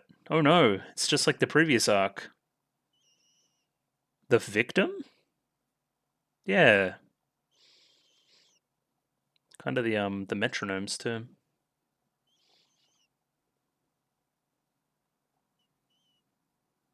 Okay. Sure. What do you mean? What do you mean by that?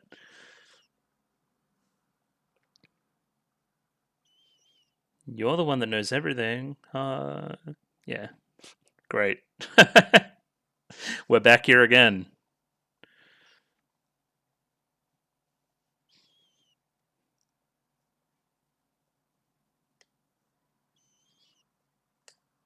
Yeah. You didn't solve the puzzle of the empty envelope.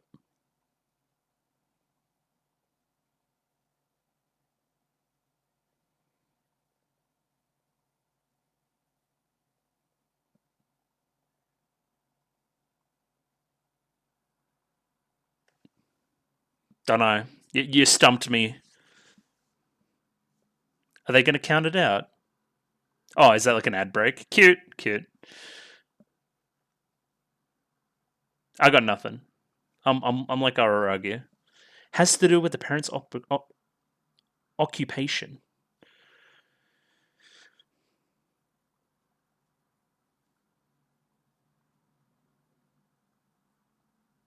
What kind of compensation?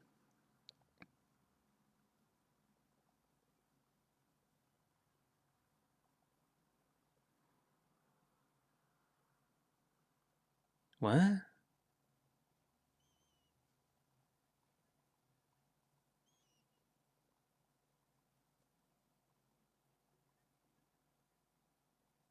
Okay.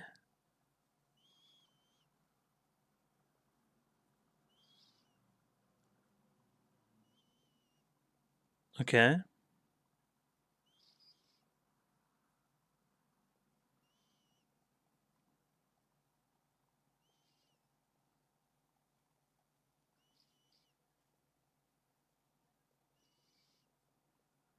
Yeah. What about it? I know the cram school. Lots of stuff's happened at the cram school.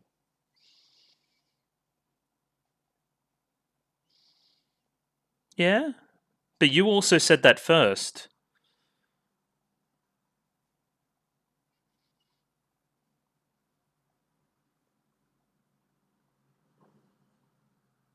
What is going on?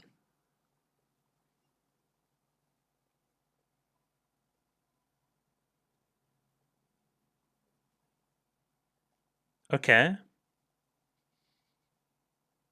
Yeah, I mean, I thought. I just said that. I just thought it was.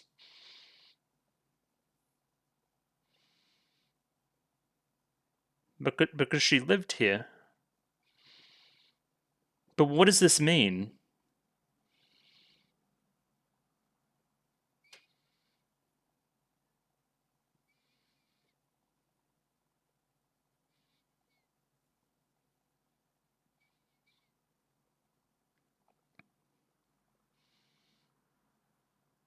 Sure.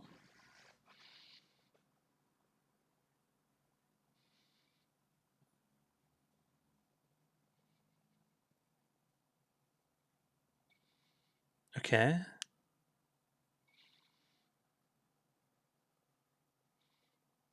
Okay.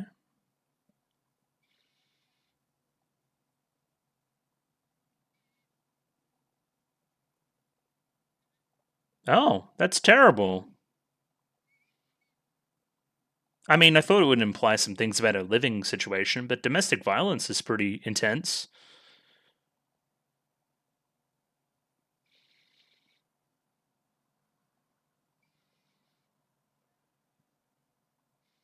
Yeah.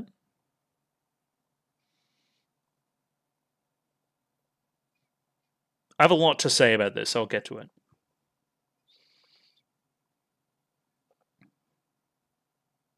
Oh, that's why you couldn't find it?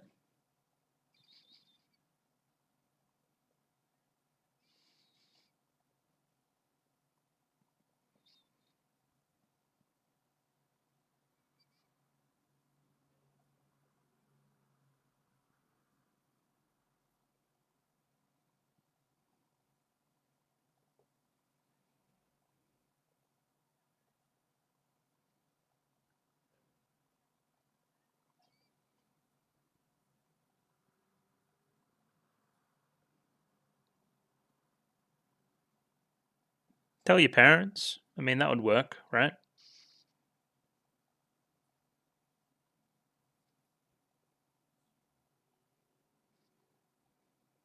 Oh, okay. And that's how Augie was figuring out before. But you probably didn't have a great. You didn't really tell them everything.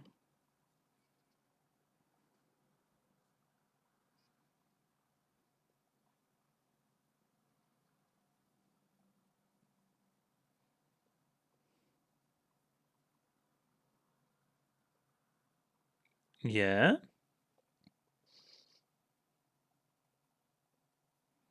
But what did she want the.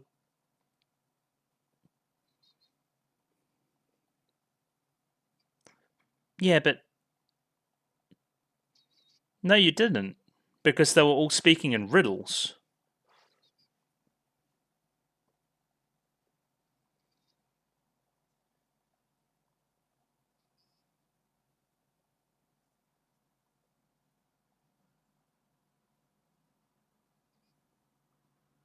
Huh. To solve her problem.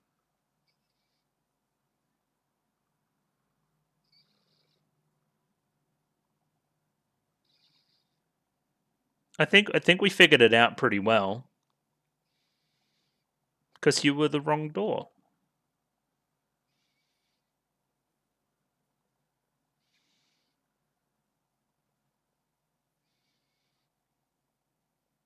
Okay, that's very meta as well. Like, you have your time to make your statement about it.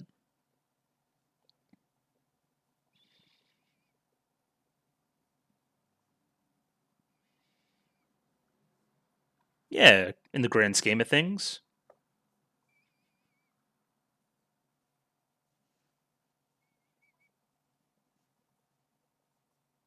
Okay, weirdo.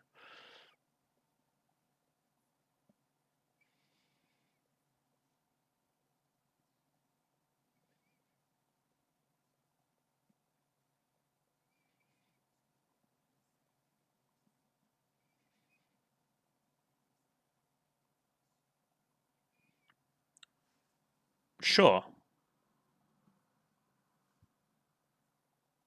Yeah, she's a big old weirdo.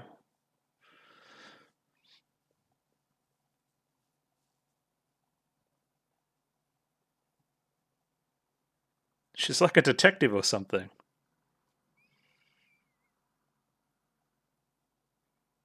Hmm.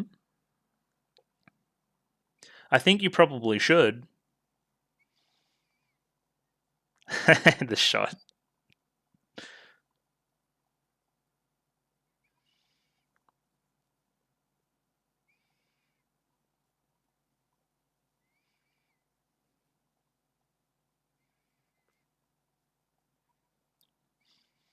Yeah.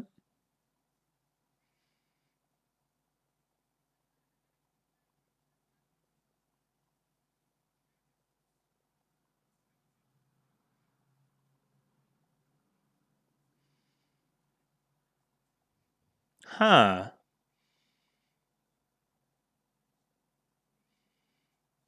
You probably mentioned it, maybe?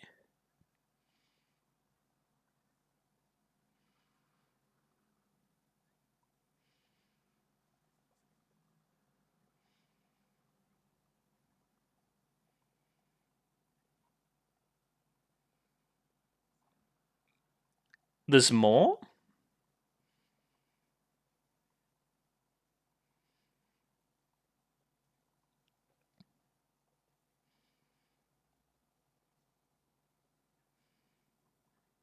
I don't know. This shot's pretty mad, though.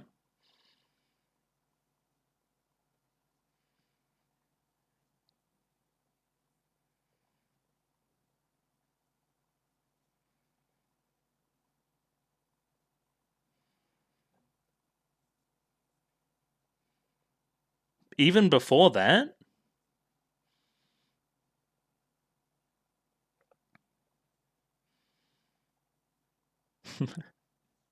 Schrodinger's Oyakura?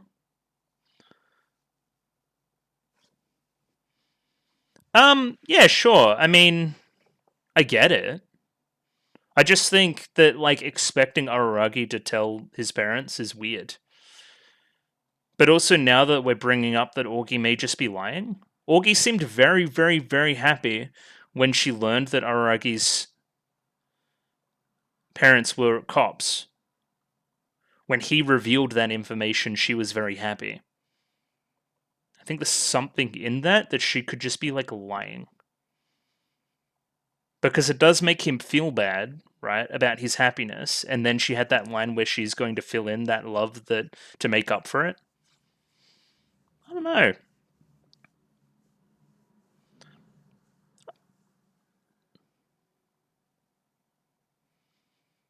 And it's also weird, right? So Araragi notes that the house is disheveled and kind of broken down and stuff, right? They thought they were, like, meeting in an abandoned place, but in the flashback, it's not. It doesn't look like that. It looks fine. Is that just his memory? Is that his perspective? Him being the unreliable narrator that he is? I guess. I don't know. Cool episode, but a bit weird. I'm not sure I entirely get it yet. The other thing is I also got, like, super tired during that sequence. So, like, I'm going to, like, quit and do the couple jobs I need to do and then come back tomorrow and then record the rest and then edit and then it'll be out when it's out.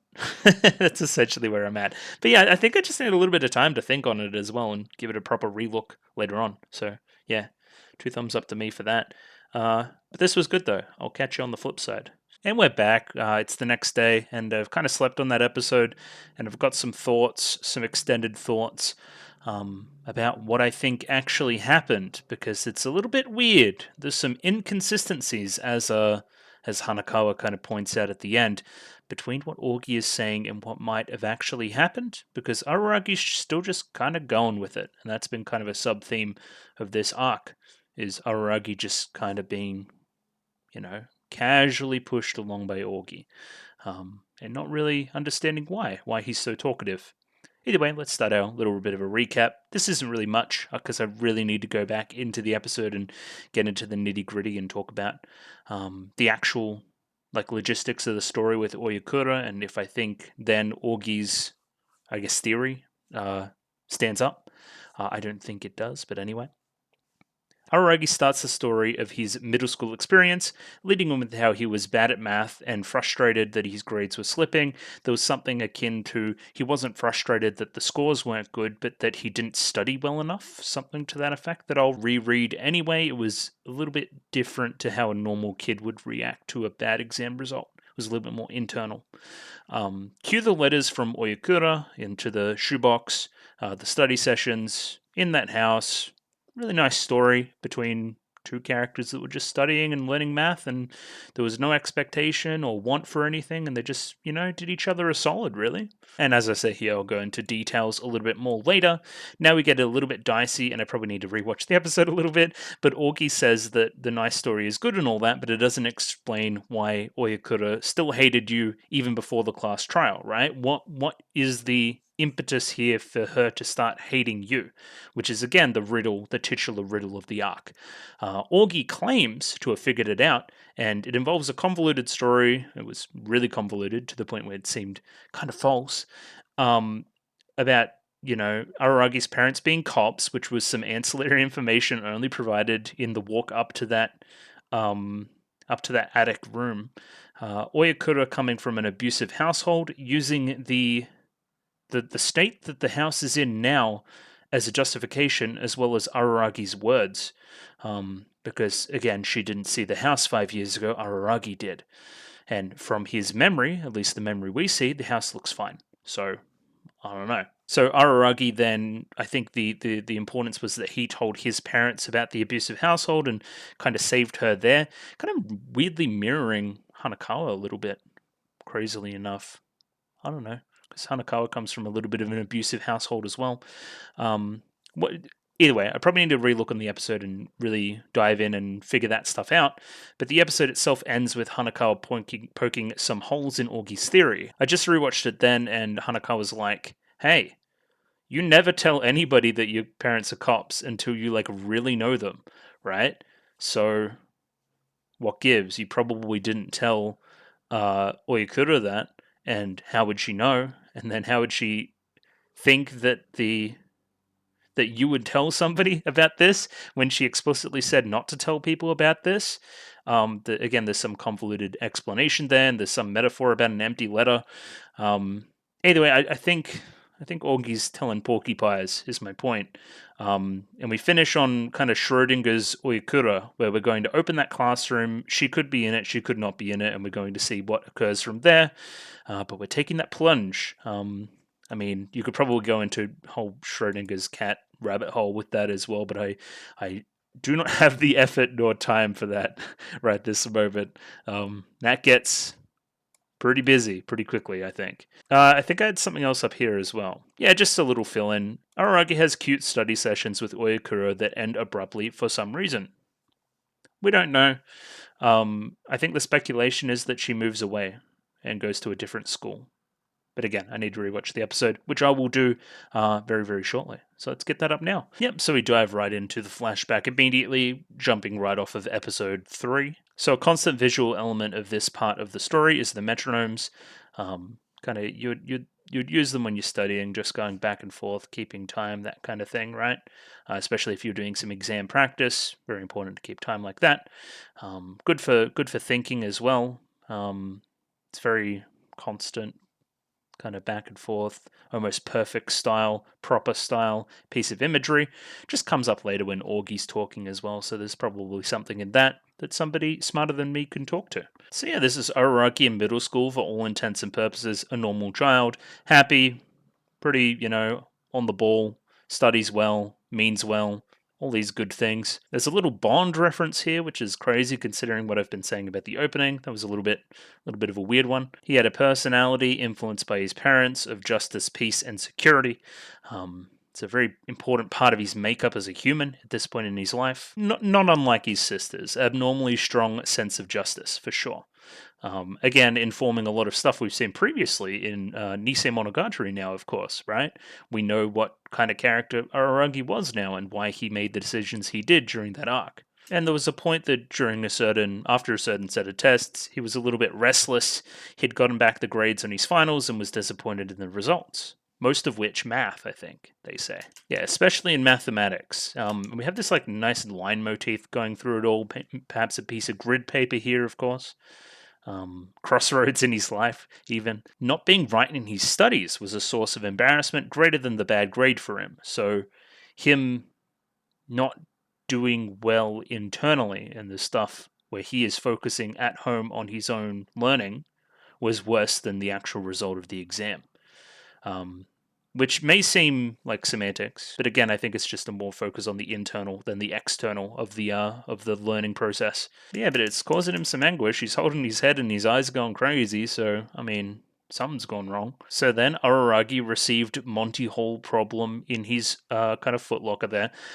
I still have the question of how does it work with envelopes? It works way better in a game show setting with a third party that tells you the rules and reveals something, right? Than with envelopes. I don't really understand how he would intuit to only open one of them and then open only another one of them. Was there not 3 envelopes? Was there 4 that said, hey, start with this envelope? I mean, who cares? Most of all. The most important part here for Araragi is that he didn't understand the problem and just kind of got lucky in a weird way. And then Oyakura's like, hey, welcome. You must be good at math if you deduce to that. It's like, well, no, I didn't really at all, but I want to learn. Again, just talking to what's going to be on screen in like a minute. So, okay, let's talk about Araragi's like memory right now. This is the only thing that we can be saying that what we see on screen is, if that makes any sense. For one, it's very visually different to now, maybe mirroring his own view of the world. He's a little bit more bright-eyed and happy-go-lucky at this point in his life.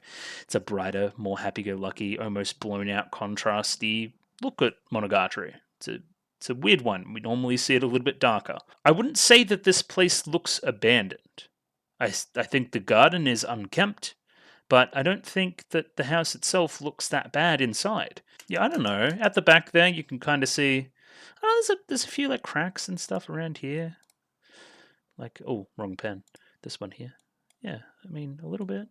I don't know, maybe I'm just misremembering from the episode, but I don't remember the house looking like disheveled, or at least not as bad as it is now. Yeah, but this part, again, Araragi's failing to remember this very well, so we're probably can't really remember the sound of it, just getting kind of text on screen explaining the dialogue here. And again, part of Augi's theory in the end is that she only ever sent out one set of letters, and they were to Araragi because she knew that his parents were cops. I don't know.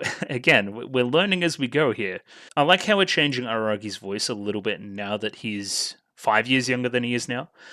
2 years younger, I thought you still could have laid it on a little bit better. I like that the character design is different. I like that his voice is a little bit more meek and a little bit more middle school. I think it's good. So then, yeah, explains that he didn't understand the Monty Hall problem, much like myself, and then goes on to like, hey, Oyakura is like, hey, let's go and solve it formally, right? That's the introduction up to the attic. Yeah, maybe I'm just on crack. The house is definitely disheveled. I don't know. Maybe I'm crazy. Again, like, the signs of the house. Again, I don't think it's signs of abuse, of neglect even. I think it's just unkempt. I think it's just a massive mansion that they can't afford the overheads on. That's what I'd be guessing, right? And then they maybe move, they maybe downsize, sell the land.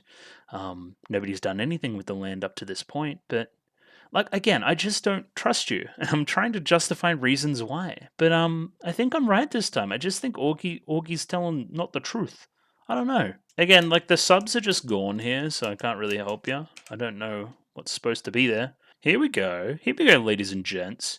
You can open you can open it after syncing the subs to it that I do to make the picture-in-picture versions, and it has the subs here. I don't know why they just don't show up. That's weird. That summer is what likely prevented me from being bad at math or hating it. Naoetsu High School probably wouldn't have accepted me as a result.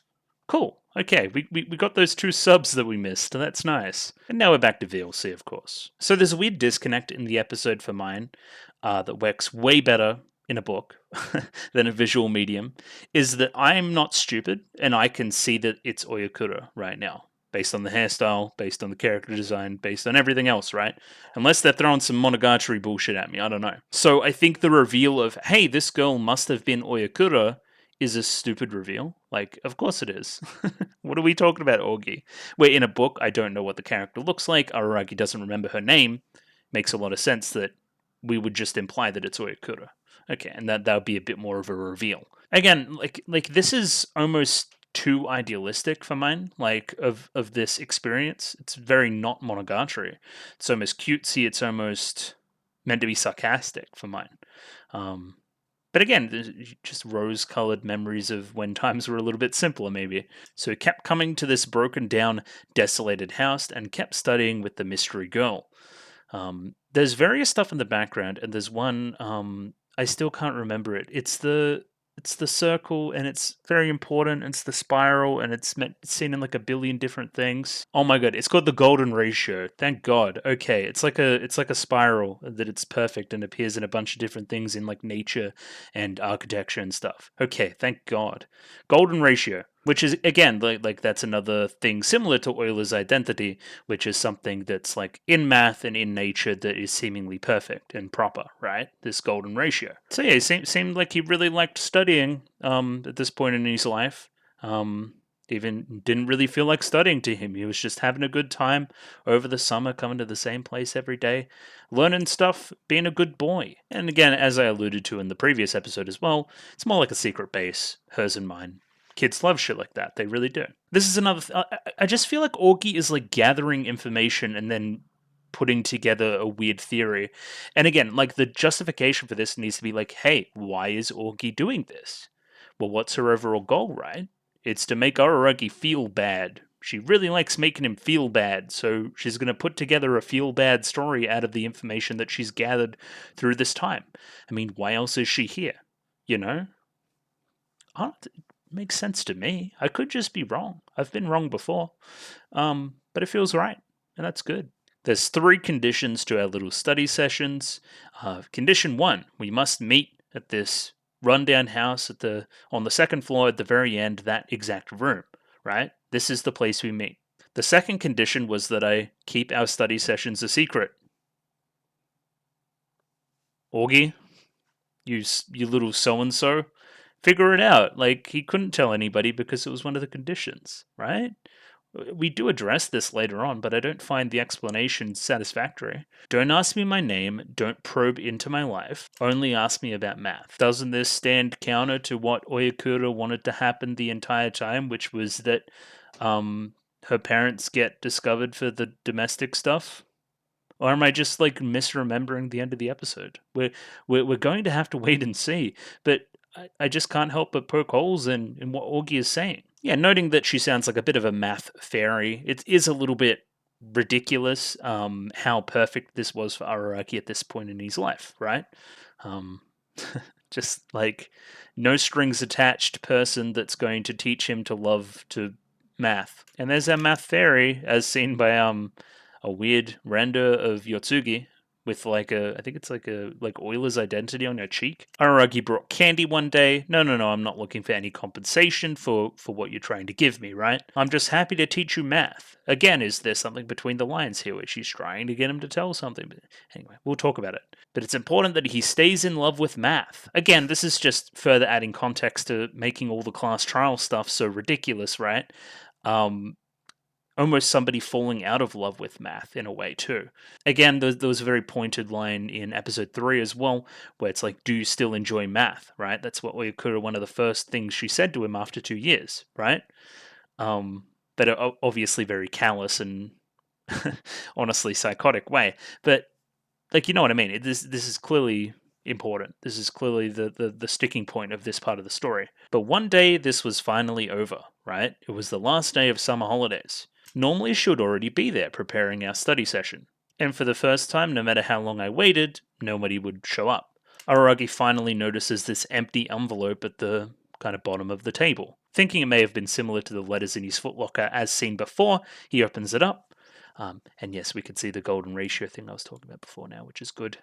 Finally, I can stop losing my mind. Deep down, Araragi realized he wouldn't learn math from her ever again here. He went to all the different classrooms, all the different grades to find out who the girl was talking to him, but he couldn't find anybody that met that description. Yeah, it seems like she vanished. Araragi didn't like that. He wasn't a fan. And then, yeah, Araragi was scared. He was afraid of the unknown in that way, right? That's why he didn't go back to the ruin of a house. That's why he forgot her. It was kind of a coping mechanism based on the fear.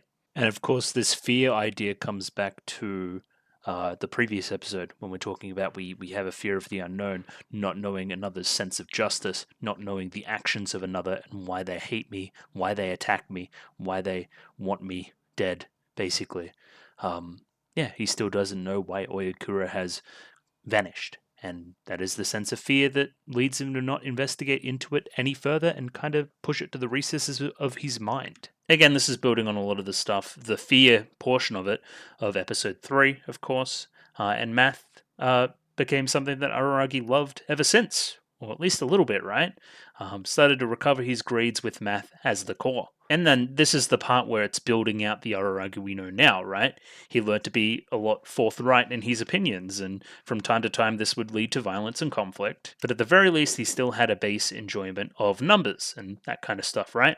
If this had never happened, he surely would have had nothing left in his heart. Especially after that class meeting destroyed his sense of justice. If he didn't have this basis for it, right, his math to fall back on, then he would have potentially plunged even further. This was very, very important for the development and the persistence and the growth of Araragi, which we've seen at every point in the show.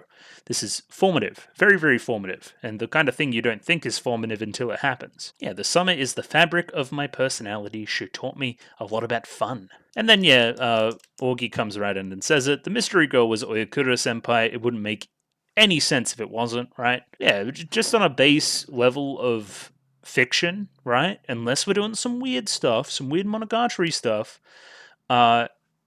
this would all be wasted time if it wasn't Oyakura, right? How do you explain that I didn't find her at middle school after summer ended? She transferred schools. I think this is mostly true, right? Up to this point, you'd think. The way that you implied things said you only ever met Oyakura senpai in high school, when now based on this story, this couldn't have been true, because when she met you at the door, she called you Araragi, right?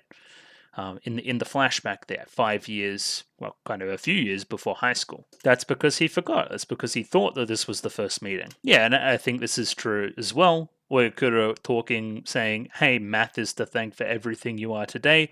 I am to thank for everything you are today, including Senjogahara and all the good things that have happened there. Everything that has made you up to this point has come from me, and you're thankless in that endeavor. Yeah, and again, I love happy people, but I hate those that don't understand why they're happy, that don't understand the sacrifices of others that have ensured that they have a good and happy life. And again, what is missing in all of this, right? It's still the riddle. Why does she hate me? Why has this resulted in hate? For right now, she's just kind of left. She just skipped town, and then Araragi never came back as a result either. Araragi theorizes that he would just apologize to Oyakura tomorrow and try to sort things out that way. It won't make things better immediately. She won't immediately start loving him or anything, right? But it's a step in the right direction and an understanding and admittance of fault, and that'd be a pretty good start. Yeah, again, Augie pushing him in the right direction. You don't seem too thrilled about all that. It's like, Aragi's like, well, yeah, I think it's a little bit unfair. Why didn't she tell me that she was going to transfer schools? I don't think that this results in this much hate for me, right? And then there's the idea of the empty envelope, right? How am I supposed to understand anything from an empty envelope? All she had to do was remind me again when we met again, and all would be forgiven. Yeah, and then we bring in this whole manga kind of pastiche, I guess you would say, about how he thinks it would have played out in a little bit more of an idealistic anime world, where Monogatari very much is not this. It's very much playing off a lot of tropes of stuff like this. So, it's always fun to get a little bit genre aware and that kind of thing. Genre aware Monogatari. Yeah, not a single character in this work has been that magnanimous so far. Yeah, no, it's not that kind of show. Perhaps you should think long and hard about why she didn't tell you then, and also why she left without saying farewell. Otherwise, any apology tomorrow is likely to make things worse. You have to figure out why she hates you. You have to solve the riddle. So, another thing I want to talk about is this is structurally very similar to the arc that came before it, right? Where, okay, Augie is seemingly getting all of her information this arc from ancillary things that Araragi has said, right? I think she did a lot of the same things in the previous arc in a more believable way, where she was just getting Araragi to reveal things that he had purposely forgotten, but probably knew still, right? Where Araragi is genuinely forgotten stuff here, right? And now he's being unreliable narrator Andy, and he's trying to figure it all out, and she's just making up shit to try to make him feel as bad as possible for not engaging with things the way he should have when he should have. Right? I don't know. Seems right to me. So Augie's probably got this all figured out by now. She calls Oyakura the victim here. Just calls Araragi a fool for not realizing what he should have done sooner. Yeah, again, the metronomes are back, adding tension. There's a clock, very similar to the previous arc as well. No hands on it yet. I know nothing. You know everything, Araragi-senpai. Right? I know nothing. No. I'm not giving you information. I'm just giving you the pieces of what you've said so far. But I feel like you're twisting them. That's what I feel like you're doing, right? Now we get into Augie's theory a little bit, and I'll break down why I think and why I think it may not work. So why does Oyakura hate you? Because you didn't live up to her expectations. That's why she transferred away without saying anything. I mean, where's the evidence that she transferred away? Maybe she did. I mean, it would make sense considering that he looked for her and he couldn't find her. That would make sense from that perspective, but She could have just like stopped showing up. She could have been from a different school. I mean, Araragi just didn't remember her, but she clearly knew who Araragi was. The hint we get here as well, I wonder if this is structured like the previous book as well, where you would get hints to what the mystery actually was. Araragi Koyomi's parents' occupation is relevant. This is cute as well. You have 120 seconds, maybe that's what the clock's about as well, probably as long as the ad break would take in the middle of the episode. And here we go. This is what Orgi thinks. Oyakura-senpai expected compensation from you, Araragi, in return for teaching you. Again, previous in the story, she said that she didn't want any compensation, but we push away that, or we brush away that with the kind of subject matter. It's hard to talk about. You should just infer it. So she theorizes that Araragi fell for a trap in a way, and that, you know, he was the only one to receive a set of letters. There wasn't a set of kids, and he was the only one that came. It was, you know, targeted for him from the start. Knowing that your grades had slipped, she seized an opportunity. And kind of invited you in and started teaching you math, luring you to this place, giving a student worried about math, his math grade, a math problem, right, to help him figure it out, and then it all felt very natural. We start bringing up the cram school. You know the cram school, right, Araragi? Araragi's like, yeah, I know the cram school. I know the cram school very, very, very well. And you also said this empty house and that ruin of a cram school are similarly run down, right? I don't think he said this, but I could be wrong. It could have been in the previous episode. Don't you think that it's weird that the cram school that was abandoned only a few years ago, right, the cram school that we know, is equally ruined as a house that was already a ruin 5 years ago? What's the deal? Precisely, this house wasn't a ruin 5 years ago, right? You just mistook it for one. It was actually Oyakura's actual house. That's why she was always here before you. Don't you think it's weird that she would invariably be the first to meet you every single time? It's because she was always here. And this is just lies. I'm loath to edge you on, shocked as you are, but now we're just getting to the heart of the matter, right? Like that's exactly what you're trying to do. So, I guess the evidence that Augie is using for this claim is that she was always there first, that it must be her house, when in reality, I think what Araragi thought the first time may just be correct, that it's just an abandoned house that they happen to meet at, which is weird. Like, I don't know about many people meeting in weird abandoned houses as like 13-year-olds, but sure. Now, I don't remember the windows being broken at all, but I could just be wrong, right? So Oyakura, it's implied that she's come from an abusive household, that there's domestic violence, that, you know, parents probably aren't up to scratch and all these kind of things, and that's why it's so disheveled. That's why the house was a ruin. I don't buy it, to say the least. So compare that life to your life, Araragi, right? Now you can see why she's a little bit miffed. It also explains why she finally left school at that moment, right? Her family finally fell apart for good.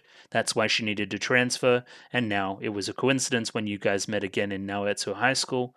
And she had all that context, knowing that her life had fallen apart and she'd recovered. And she didn't get any recompense from you at all, based on some weird intuition that you would tell your parents about something that was already a secret. Don't know. But I'm understanding why Augie's story is making a little bit more sense now, right? She's clearly thought it through, like, pretty well. She's good at this. She's good at this improv, in my opinion. And here's the final piece of the puzzle, right? Oyakura understood the circumstances she was in. She wanted to change that. That's why she targeted you.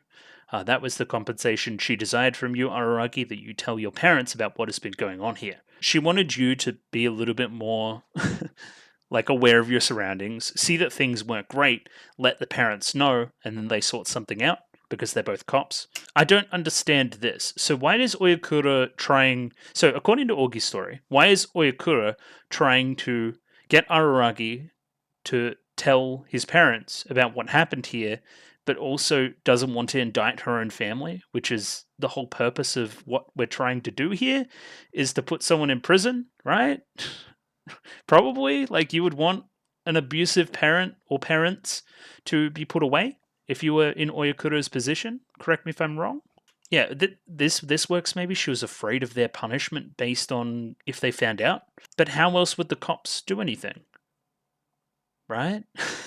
I don't know. So Araragi didn't live up to Oyakura's expectations, but I still sponged up all the knowledge that she fed me as a result. This is when he's starting to feel pretty down on himself. And then, yeah, the empty envelope at the end of the metaphor is the metaphor of the Araragi who was the wrong door, who was the Monty Hall problem, who was the representation of that side of it, right? Like, She was being clever about the Monty Hall problem and calling Araragi out on his bullshit for not fixing things soon enough. But that's all Araragi internal thought there, so I think he just ad-libbed that himself based on Augi's pushing. Yeah, so we're concluding our investigation. We now know why Oyakura-senpai hated you. But first, Araragi, your closing statement.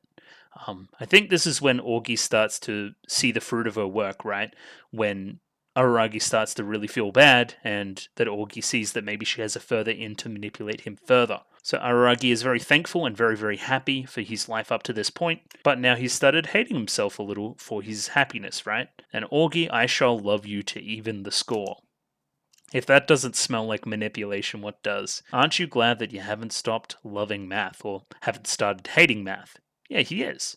Despite everything, he still loves math, and math, as we know, is the basis for a lot of what his philosophy is, and his growth, and his personality, and Araragi, the person we've seen in the story up till now.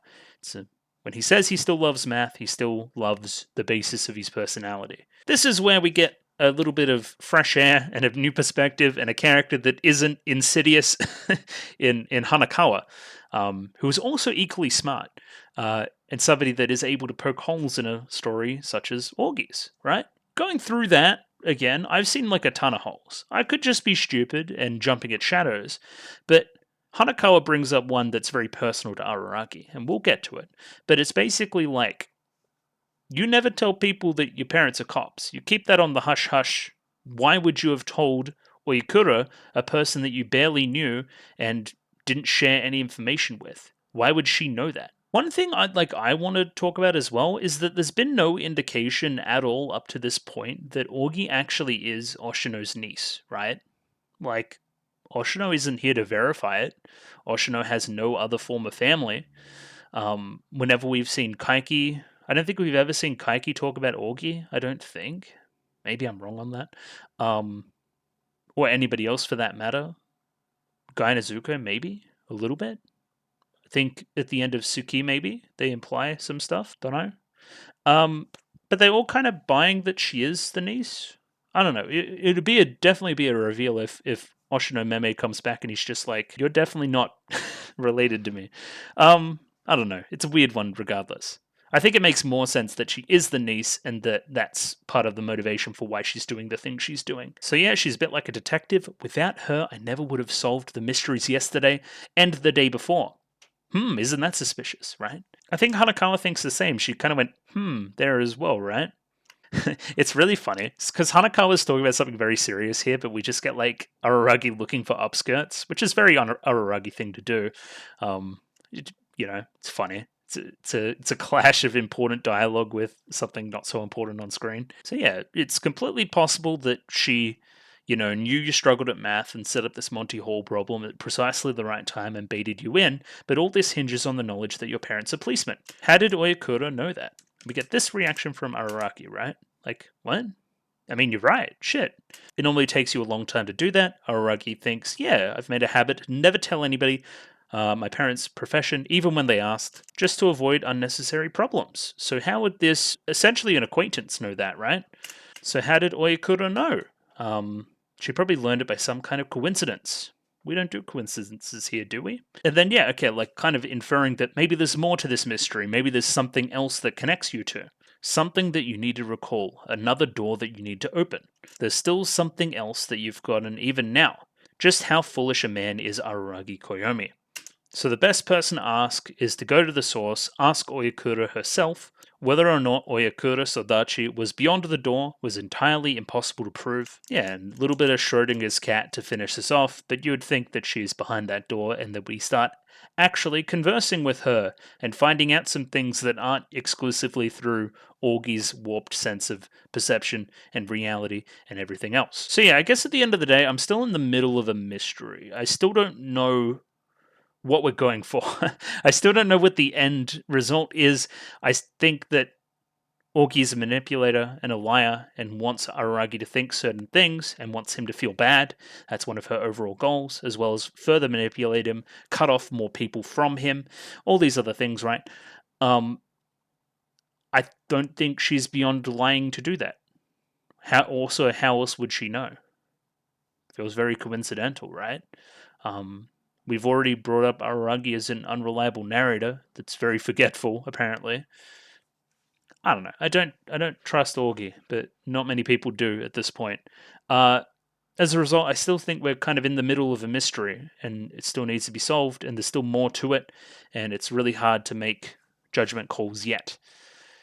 It's very interesting. I still feel the kind of Hyoka same idea from this arc and the previous arc. Again, kind of small scale mysteries in the grand scheme of things. Like, nobody's dying, there's not even really aberrations involved, but they're hugely important that have huge ramifications for the characters and what they're doing going forward.